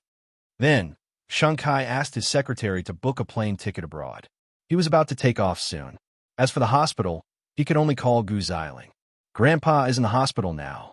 Third brother and his wife are taking care of him. But Xiling, you know my concern. I can't let third brother and Grandpa be alone together." "Don't worry. Leave such a small matter to me," Gu Xiling replied. In the ward, Gu Xiling had not arrived yet. Grandpa Sheng leaned against the bed and looked at Sheng Bowen. "Third brother, tell me the truth. Are you still in contact with eighth brother?" "Occasionally," third brother replied, "but it doesn't involve any secrets. Eighth brother has almost no interest in Huang Yao's matters now." "Is that so?" Grandpa Sheng murmured. "Grandpa, you know very well that the company will face the same situation sooner or later if you hand it over to second brother. That's why you're thinking about eighth brother." Grandpa Sheng remained silent and did not answer. After a long while, he said to Sheng Bowen, "I want to see him, but he is not in the country now, then wait for him to come back." I will ask him." Third brother did not dare to tell Grandpa Sheng that he was dead. He could only reluctantly agree. Outside the door, Gu Xiling heard the conversation between the grandfather and grandson. The coldness in her eyes was obvious. She did not expect that after such a long time, Sheng Xiao was still in Grandpa Sheng's heart. It turned out that he had always doubted Sheng Kai's ability. He wanted to see Sheng Xiao at this time. What did he want to do? Gu Xiling panicked when she heard what Grandpa Sheng said. She knew very well that Shang Kai might not be able to keep his position as CEO after the failure of the collaboration with Tiffany and Company this time. Shang Kai had put in so much effort, but in the end, he still could not win against Grandpa Shang's favoritism. Humph, he was really heartless. That night, Jin Chuan seemed to be especially cold. It was not only because of the weather, but also because of the people's hearts. When Feng Shanshan arrived at the forensics laboratory, she looked around cautiously. It was because she was afraid that another person would jump out when she badmouthed someone else. Seeing this, the professor laughed. Do you really not like Tang Yin? Not really. Hee hee. Feng Shanshan quickly tried to cover it up. Just when the professor was about to expose her blushing face, a police officer knocked on the door. Professor, what's the matter? There was a murder case in a hotel in the city. Captain, please go to the field immediately. I will go immediately after I get ready. After saying that, the professor gestured to Feng Shanshan. Let's go.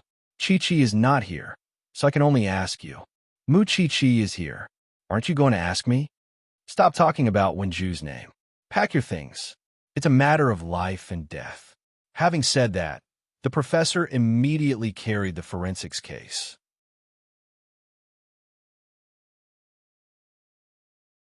Chapter 542. Shanshan, take Tang Yan's motorcycle. The professor said to Feng Shanshan when he saw that the police car was full. But don't tell me you wanted to take a motorcycle at my age. Feng Shanshan felt that the professor was doing it on purpose to embarrass her. But for the sake of investigating the case, she walked behind Tang Yin and said to him, Sorry to trouble you, Officer Tang. Come on. Tang Yin handed the helmet to Feng Shanshan coldly. Put on. Hold on tight when the speed is too fast. Otherwise, I won't be responsible if you fall to the ground. Feng Shanshan was speechless. Did he think that she was a good girl who had never ridden a motorcycle before? Even so, Feng Shanshan only knew what excitement was when she got into Tang Yan's car. She even felt that she was floating in the air the whole time. Was this man playing tricks on her on purpose? Of course, with such a fast speed, the two of them arrived at the crime scene immediately. Tang Yin showed his ID, and the police officers immediately let him in. A total of 4 people died. 1 downstairs, 1 at the staircase, 1 on the bed in the room, and 1 in the bathroom. 2 men and 2 women. They are all between 24 to 30 years old. Feng Shanshan could not help but sigh when she saw the tragic scene along the way. They are all slashes. Each of them has at least 5 to 6 wounds. The murder weapon is something like an axe. As for Tang Yin, he did not speak throughout the whole process because he was good at psychological profiling. His eyes were observing the crime scene as if he was not willing to let go of any corner. Soon, the professor and the others arrived at the scene. When they saw Feng Shanshan squatting beside the body at the door, they were surprised. You're so fast. Thanks to a certain someone, we've already looked through the crime scene once, Zhao Yu said. Can't you slow down when you're carrying a girl? The professor scolded Tang Yin. You really don't know how to be tender to a girl. I'm used to it, Tang Yin replied coldly. How's the crime scene? The professor changed the topic. Look at the body. It's still fresh and warm. Yes, it happened 2 or 3 hours ago, the police officer at the scene said. Shanshan, have you done a preliminary examination of the body? The one at the entrance was slashed in the back. There were a total of 7 wounds, 2 of which reached the heart. The cause of death was due to excessive bleeding. As for the woman in the stairwell, her abdomen and waist were slashed to varying degrees, but we don't know which one was the deadliest. The man on the bed in the room was directly beheaded. As for the man in the bathroom, the way he died is a bit strange. He was pierced through the heart by a sharp fruit knife. The preliminary judgment is that he committed suicide. Beside him, there is a blood-stained axe. So, the case can be closed just like that? The young policeman asked them innocently. However, from Feng Shanshan and Tang Yan's eyes, the professor was certain. It's not that simple, right? Tang Yan replied. There are many suspicious points. Then take the body back and dissect it. Also, do a DNA match for these bloodstains. As for the rest, we'll talk about it when we get back to the police station. The captain walked around and said to them, I still want to take a look at the scene. After saying that, the professor squatted at the place where Feng Shanshan had squatted just now and began to carefully examine the body. He also asked Feng Shanshan to record the shape of the bloodstains. Sometimes, when there were more deaths and the case was more complicated, they could use these bloodstains to reconstruct the murderer's movements at that time. Feng Shanshan did as she was told. She was also very careful. This made Tang Yan's impression of her change a little. At first glance, he could tell that she was familiar with the process. She was not shy at all. What Tang Yan was most afraid of was meeting some naive people when he was investigating a case. Obviously, Feng Shanshan was not one of them. He did not know what kind of person Mu Qiqi was. An hour later, the police had made a copy of all the evidence that could be taken away from the crime scene. It was time for everyone to leave the scene. The professor glanced at Tang Yan and was about to instruct him, but he was very self-aware. He directly handed the helmet to Feng Shanshan. "Let's go." Feng Shanshan shuddered when she thought of the speed just now. "I'd better take a taxi." "Up to you." After saying that, Tang Yan put away the helmet and got on his motorcycle. The professor was speechless when he saw this. He's really single based on his own ability. No wonder he still can't find a girlfriend after so long. TSK. Feng Shanshan was not shy. She took a taxi herself. She also liked to be straightforward. She hated men who kept pestering her the most. Soon, the group returned to the police station. After all, there were 4 bodies and there were not enough forensic doctors, so Feng Shanshan could only stay to help. However, she did not expect Tang Yan to also know how to dissect.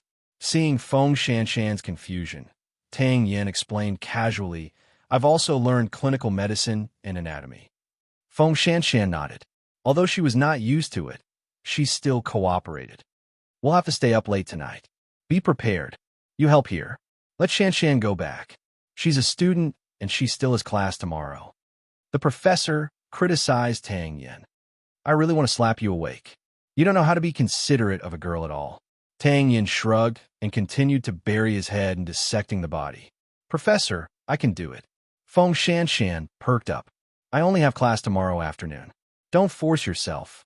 Feng Shanshan rolled her eyes and looked at Tang Yan. "Don't look down on me." As for Mu Qiqi, who Tang Yan wanted to see, she flew back to Jianchuan from America at 9 o'clock the next day. She and Sheng Xiao got off the plane. Before they could go home, she received a call from Sheng Bowen. "Grandpa is sick. He wants to see you, 8th brother." Sheng Xiao held Mu Qiqi's hand and did not give 3rd brother a definite answer. "Let me understand the situation first.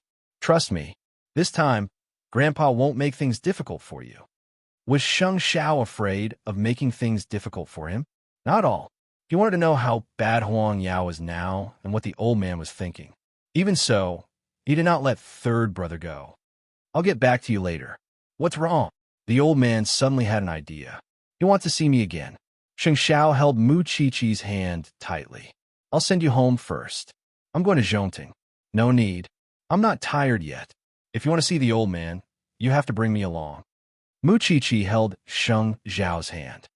"Just send me to the forensics lab. I don't have class in the morning." "Not resting? Not jet-lagged?" Sheng Xiao asked with a hidden meaning.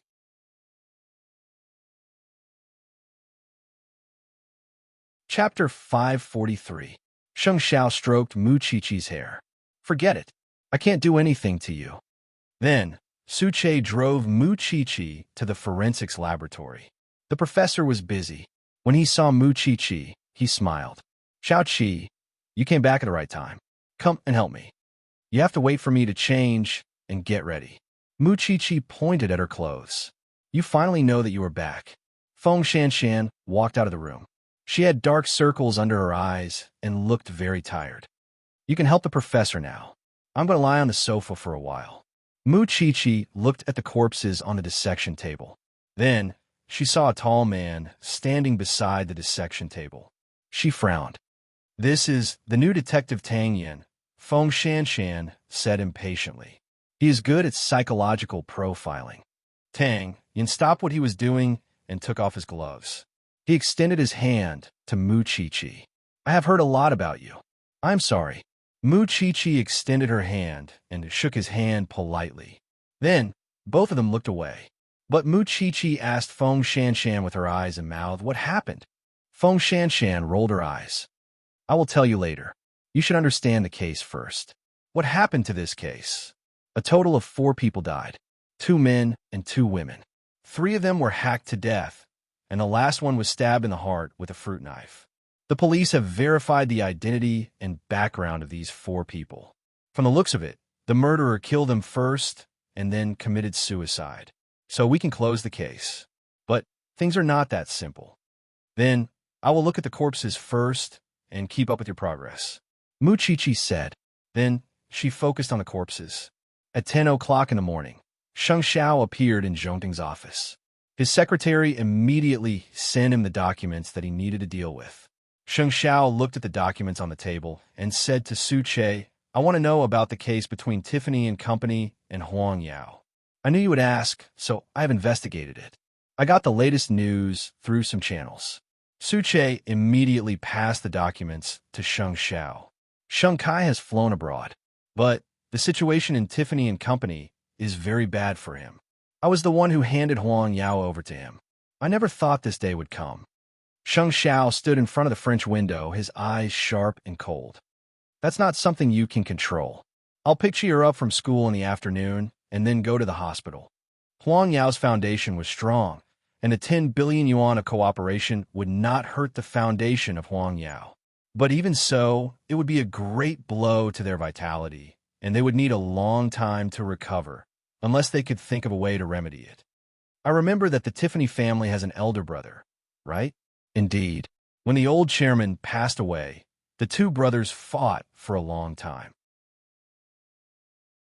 Because the elder brother was not a pure Tiffany family member, he lost. If Sheng Kai is smart enough, he will know to look for this brother. Wasn't this a turning point? Su Che didn't know what was the point of looking for that big brother in this situation. In the hospital, Gu Xiling told Sheng Kai that Grandpa Sheng wanted to meet Sheng Xiao. On the other hand, Sheng Kai finally got off the plane. But before he heard any good news, he was stabbed in the back by his own grandfather. Did his grandfather not believe in his ability? Looking for Sheng Xiao now, asking him to come back and hold the fort? He would never allow it. Xiling, listen to what they have to say and be prepared.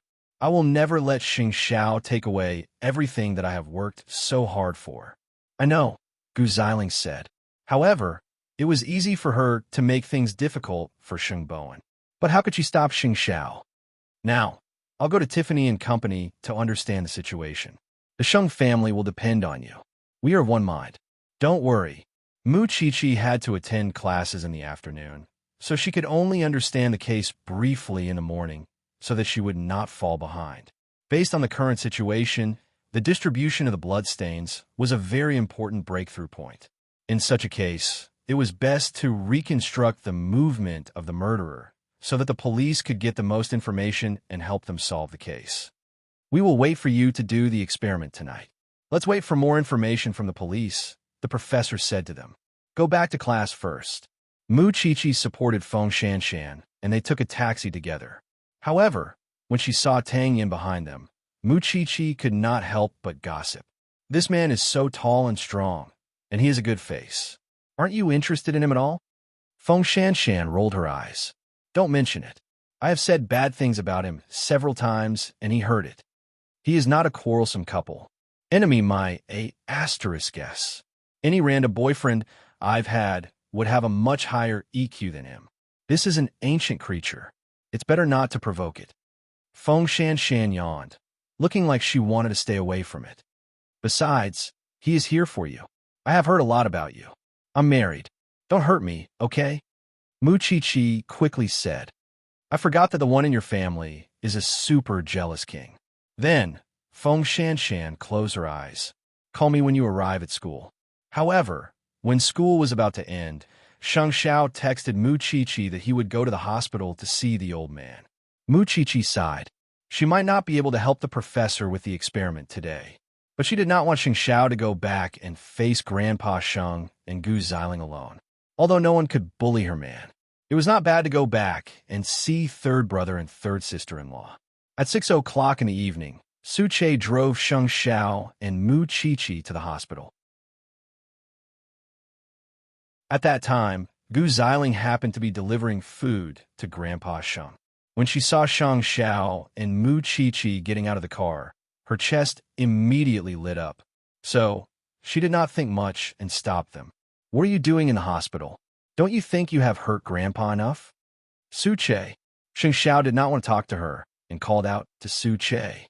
Su Che stood in front of Gu Xiling and reached out to block her way. "Miss Gu, I think you can wait here for a while." "What if I don't?"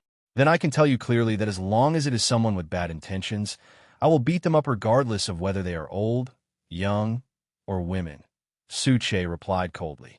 "You?" Gu Xiling wanted to force her way over, but Su Che pushed her back. Gu Xiling deliberately fell to the ground. "You are shameless. You bully a woman."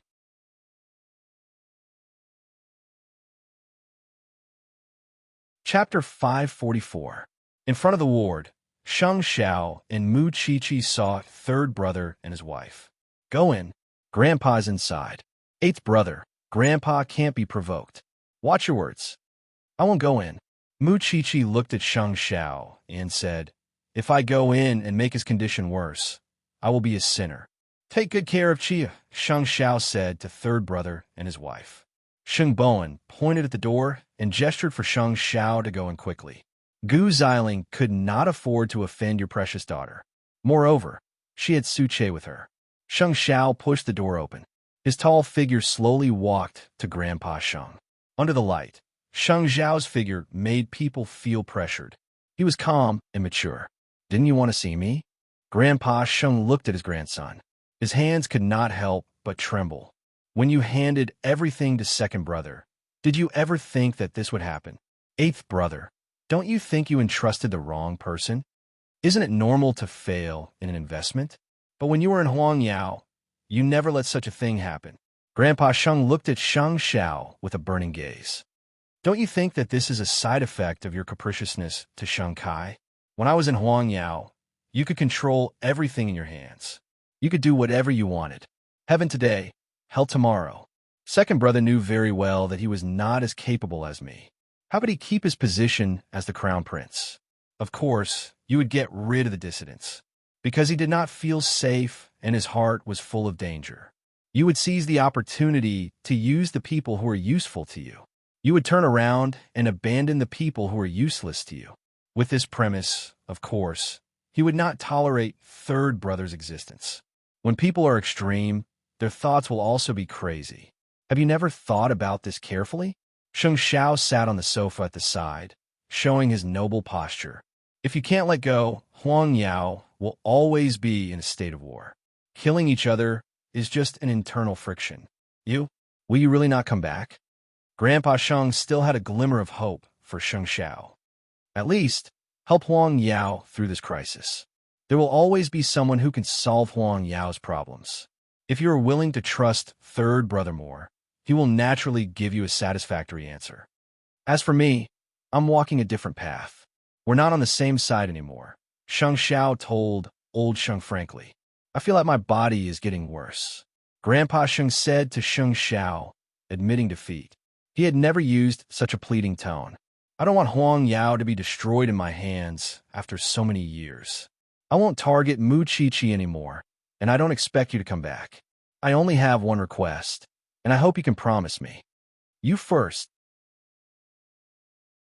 If Huangyao falls to the point of no return in second brother's hands, I beg you, use your power to buy Huangyao, or at least keep what belonged to our ancestors. Otherwise, I wouldn't have the face to face the ancestors of the Sheng family, even if I die. I'll consider it if it's worth it, said Sheng Xiao. With these words of yours, even if I die, I can rest in peace. So, it only took Sheng Xiao 10 minutes to get rid of Su Che. By the time Gu Xiling got rid of Su Che, Sheng Xiao had already come out of Grandpa Sheng's ward. As the CEO of Zhongting, you don't usually care about anything.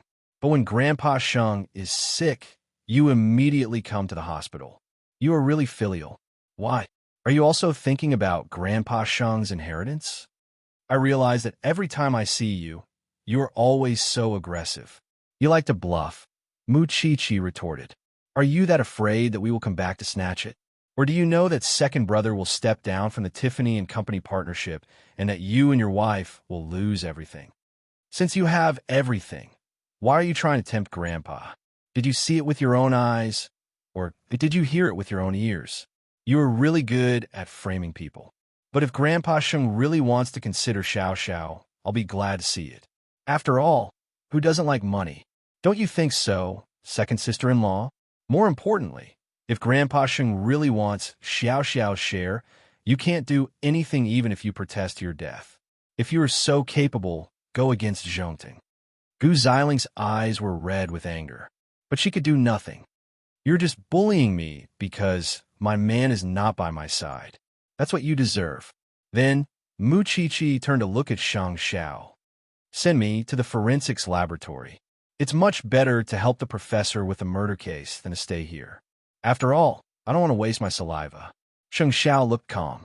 He put his hand on Mu Chi-Chi's shoulder. Suche, let's go. Then, the three of them left the hospital and disappeared into the corridor. But Gu Ziling's anger had not been vented yet. Third brother, you are really something. Now that Huang Yao is in trouble both internally and externally, you still brought the Sheng family's enemies here. Are you in cahoots with Shang Xiao to steal Grandpa's inheritance?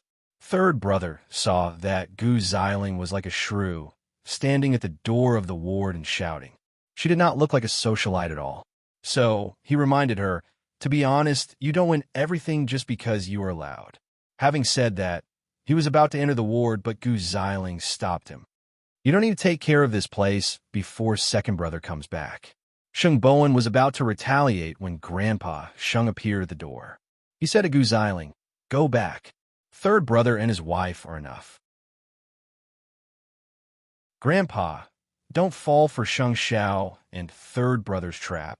Before Gu Ziling could finish, old Sheng's slap had already landed on her. I'm not dead yet, and you're already getting one inheritance after another. Grandpa, get lost. Grandpa Sheng dragged third brother and his wife into the ward and slammed the door shut. Third brother quickly comforted Grandpa Sheng. Grandpa, take care of yourself. Chronic illness makes no filial son. I haven't been sick for a long time, but they're already thinking about my inheritance. Grandpa Sheng sneered. Why would Gu Ziling say that? I don't believe second brother doesn't know that these two are plotting against each other. Grandpa, eighth brother told me to trust you more. Third brother, tell me the truth. Do you have a solution for this crisis?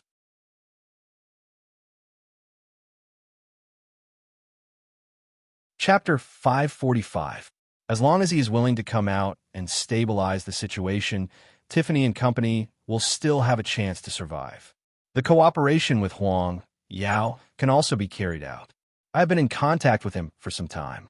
He is an upright and honorable person. Will he agree to take over the business? After all, he needs a large sum of money to make up for the deficit. He has the most inheritance in his hands. So, it will not be a problem for him to stabilize Tiffany and Company, and he has many businesses under his name, Sheng Bowen replied. If that is the case, then you must be responsible for this matter. Don't let Huang Yao suffer any losses. Grandpa has wronged you in this matter. I have wronged you in the past. Grandpa Sheng suddenly said to Sheng Bowen, you have only been sick for a day, but I have seen through many things. Now you're just in shock. If you are seriously ill and unconscious, I am afraid you and your wife will not be able to fight against second brother and his wife. I really did not expect second brother to be so scheming. Outside the door, Gu Ziling was eavesdropping. She knew that Sheng Bowen had contacted the Tiffany and Company people. So, she immediately called Sheng Kai. Look for the eldest young master of the Tiffany and Company people. He can solve your problem. It turns out that third brother has been secretly trying to win him over. Sheng Kai suddenly woke up from his dream. Yes, why didn't I think of meeting the eldest young master of the Tiffany and Company people? Kai, Grandpa has met Sheng Xiao. I don't know what they talked about. His damn assistant stopped me, and I couldn't move. Sheng Kai knew that this would be the result. It's not your fault. You have already helped me a lot. However, Sheng Bowen had said that this eldest young master was an upright and honorable person. That meant that he would not make friends with just anyone and would not be willing to meet just anyone. Could Shankai really meet him this time? Let's just wait and see. In order not to let Gu Xiling treat him as a seriously ill patient, Grandpa Sheng was discharged from the hospital that night. When he returned home, he was as dignified as usual. Before going to bed, he called his lawyer. Let's meet outside tomorrow. I want to change my will. Meanwhile, Mu Qiqi had returned to the forensics lab, where the professor and Feng Shanshan were conducting various experiments on blood morphology. Splashes, water droplets, and the direction of the blood droplets all represented the murderer's movement trajectory. Previously, many legal programs had introduced such cases. Unexpectedly, they really encountered such a case, and it seemed to be a highly imitated crime. According to the police's deduction, the order of death should start from the room, then the one in the stairwell, and finally the one at the hotel entrance. However, the first person to die was the man who had fallen at the hotel entrance. The second one was the woman who came down from the stairwell. The third was the woman on the bed in the room, and the last was the man in the bathroom. He's about 175 meters tall, male, and his body is incomplete. His left foot is seriously indented. If I'm not mistaken, he's missing an index finger on his left hand. He's about 40 years old and has a certain level of anti-detection ability. Tang Yin said to the others. When Tang Yin finished speaking, Mu Qiqi and the other two were stunned. Officer Tang, can you be more specific? The height deduction is based on the height of the first man, and all the cuts on his body are concentrated on his back. This shows that the murderer can only come here. As for the murderer's incomplete body, it's based on his footprints. According to the police's investigation, these 2 men and 2 women are not incomplete. However, they found a set of footprints at the crime scene, 1 light and 1 heavy, forming a figure 8. As for the missing index finger, it's based on the 3rd victim. The murderer accidentally placed his left hand on the bed, and there were handprints on the edge of the bed. The position of the index finger is very clean. So, do you understand now? Mu Qiqi did not expect Tang Yin to be so observant. Sure enough, it made sense that his EQ was low. He was a serious person who did practical work. He should not have the energy to be in a relationship. What about the identity and social background of these 2 men and 2 women? The 2 men are brothers, and the 2 women are their wives. This hotel is owned by them, but because the police are investigating, the hotel is still under renovation. So, there are no customers in the hotel, the professor told Mu Qiqi. If the victim in the bathroom is the last victim, then where did the murderer escape from? After all, he wanted to create the illusion that the murderer committed suicide. If he went back the way he came and swaggered away, there would definitely be evidence left behind. Mu Qiqi raised the most crucial question of the case. Let's ask the police to screen the clues according to Tang Yin and see if there are any suitable suspects. The few of them worked for a few hours before they finally figured out the case. However, when Feng Shanshan sat at the side and rested, she stole a glance at Tang Yin. Actually, she had only heard about profiling before, but she had never really seen it. Today, after listening to Tang Yin's analysis, she realized that there was a huge gap between her and Tang Yin. At least, in terms of professionalism, Tang Yin was worthy of his identity as a police officer. Why? Suddenly, there are hearts in your eyes? Mu Qiqi noticed that Feng Shanshan was peeking at Tang Yin. She leaned on her shoulder and gossiped. A man is the most charming when he shows his ability, Feng Shanshan replied. Actually, looking at him like this, he is not that annoying. Low EQ. That's what you said. You won't even consider a man with low EQ. Don't worry, I just think that he's good at what he does. If we really dated, I think I'd die of anger 1,000 times. Because you can imagine a man like that, even in bed, would be like a dead fish. All he would do is move. He's not interesting at all. After Tang Yin changed his clothes and came out, he heard Feng Shanshan's words. His eyebrows immediately furrowed. This woman's imagination was really rich. She even thought about what to do in bed in the future. It's not that bad. I think Officer Tang is still very cute. Feng Shanshan shook her head. Then, She changed her clothes with Mu Chi-Chi and prepared to leave the lab. Of course, Mu Chi-Chi had someone to pick her up. It was always sweet. Unfortunately, Feng Shanshan had to take a ride again. Actually, it was not that she did not have the ability to buy a car. It was just that she did not want to drive it. It was too wasteful. What was worse was that Tang Yin, with his low EQ, directly rode his motorcycle and roared past her. He really roared past her.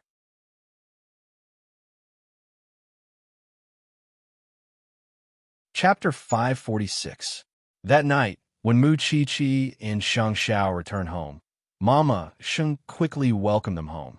Aren't you going to rest after registering your marriage? You'll be busy when you get back to Jianchuan. Mom, we're not tired, Mu Chi-Chi quickly said. Sheng Xiao, you're a husband now. You should think more about Xiao Qi. You can't be as willful as before. Sheng Xiao did not say anything. He just frowned slightly. Mu Chi-Chi quickly spoke up for Sheng Xiao. Mom, Xiao Xiao has changed a lot in the past 6 months. He has the charm of a mature man now. Mama Sheng looked at her son and then at Mu Chi-Chi. It's all your credit. You've changed Sheng Xiao, all right, Mom. Chi is tired. Let's go back to our room. Wait. Huang Yao is in such a state now. That old man will definitely want to get you back. You can't help Huang Yao. Think about how your father was almost burned to death in Jingting. I'll never forgive that old man for the rest of my life. It's not our place to interfere in this matter. With that, Sheng Xiao brought Mu Chi-Chi upstairs to their room. But what did you say to that old man in the afternoon? Mu Chi-Chi could not help but ask. Is he trying to use you again? It seems that he has realized it. I just don't know if he's sincere or not. Sheng Xiao put down his luggage and pushed Mu Chi-Chi to the bathroom. Take a shower first. Would he be so kind? Mu Chi-Chi mumbled as she took off her clothes.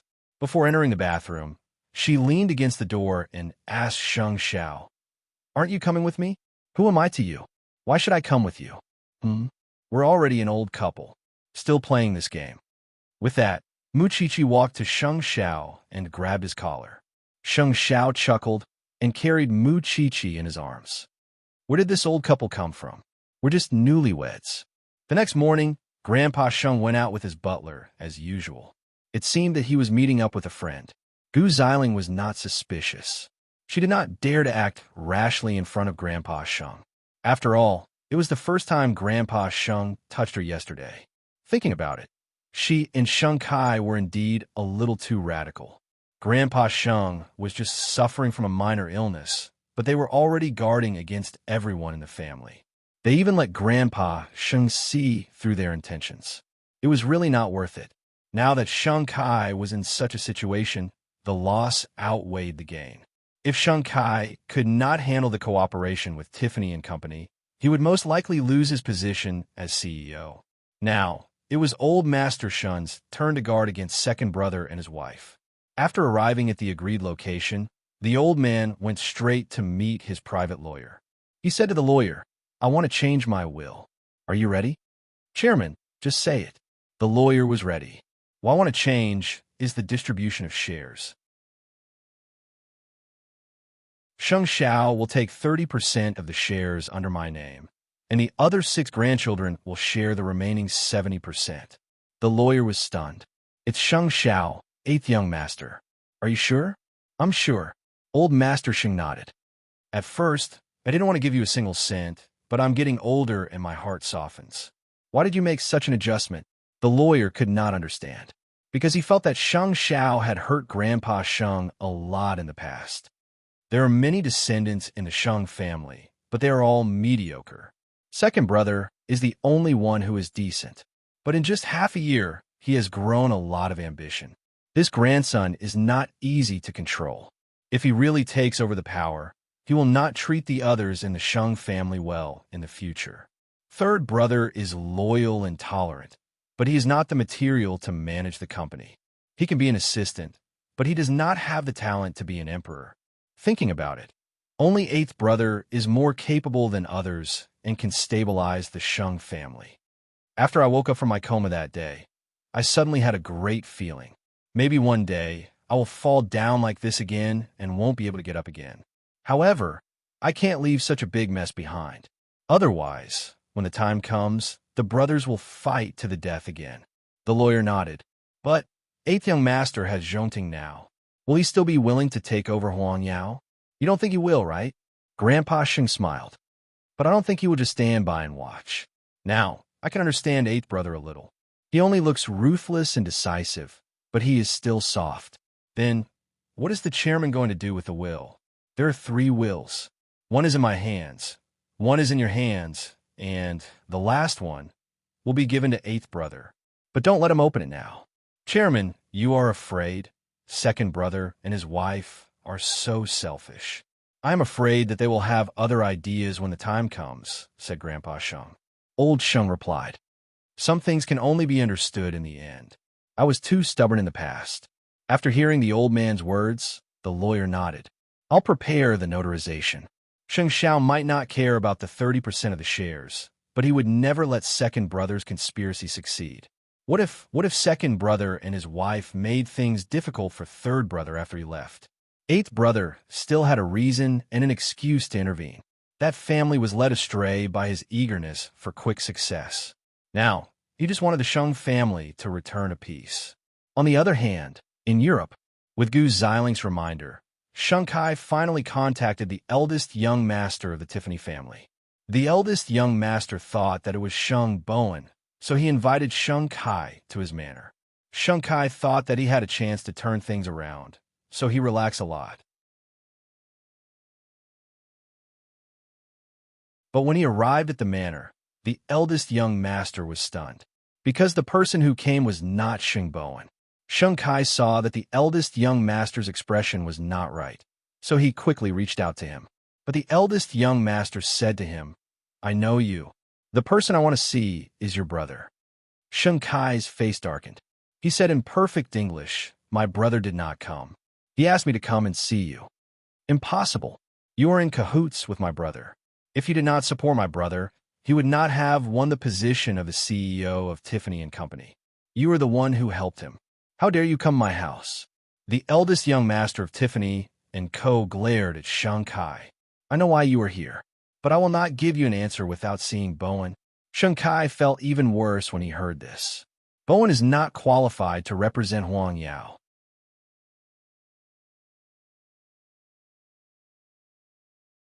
Chapter 547. The other party's attitude was very firm, so Sheng Kai could not force him. However, he now knew one very important thing, and that was whether he could successfully overcome this difficulty this time depended on Sheng Bowen. But would Sheng Bowen help him unconditionally? Now, the board of directors had a lot of opinions about him. If he could not successfully handle this project, he could forget about being the CEO of Huang Yao. However, if he let third brother take the credit, it would be disadvantageous to his position as the CEO. So, he could only think of a way to get the best of both worlds. Fortunately, he still had a plan. Perhaps this incident was not only a crisis for him, but also a turning point for him. The Criminal Police Bureau was currently screening the major suspects who had the characteristics that Tang Yin had mentioned earlier. Actually, there was one. It was the cousin of the deceased's 2 brothers. He was about 38 years old, and his name was Liao Xing. He lived a hard life and relied on recycling to support his family. After receiving the information, the team immediately arrested the man and interrogated him. The members of the criminal investigation team all thought that the case would be solved soon. However, when Tang Yin observed Liao Xing carefully, he felt that something was not right. Liao Xing, explain yourself. Why did you appear at the crime scene? Liao Xing thought for a moment and answered the police. Before the 2 brothers died, they called me and asked me to go over to collect the trash. Who knew that when I went over, all 4 of them were dead? I wasn't sure if they were still breathing, so I looked at them one by one. Later, I found a place to call the police, and that police call was made by me. I don't have a cell phone, so I used a public phone. That was why Liao Xing's footprints and blood were left at the crime scene. Can anyone prove it? You can ask my wife. There's a call record on the landline at home. This person is not the murderer. The police came to this conclusion after interrogating Liao Xing. It seems that the murderer did not only create the illusion that the deceased committed suicide to escape punishment, but also implicated another person. That person is Liao Xing, the professor said to Tang Yin. So, you are going in the wrong direction. Wait, even if Liao Xing entered the crime scene, there should be 2 footprints. But why did Liao Xing only have footprints of entering and not coming out? Tang Yin brought up the key information. It seems that I have to interrogate Liao Xing again. Soon, Mu Qiqi and Feng Shanshan arrived at the forensics lab. After knowing that the police had gained so much in one day, they quickly understood the case. Moreover, Mu Qiqi offered her own opinion. I feel like we've overlooked a very important piece of information. The hotel itself is being renovated. Why is it being renovated? Is it related to that? It said that it's related to gambling and that white stuff, the police replied. If it involves these 2 things, does the hotel have any special services, such as secret doors or escape routes that others don't know about? After listening to Mu Qiqi's words, Feng Shanshan stared at her. You know this too? I really couldn't tell that you're such a rich young lady. I've seen a lot of cases, but that's just my guess.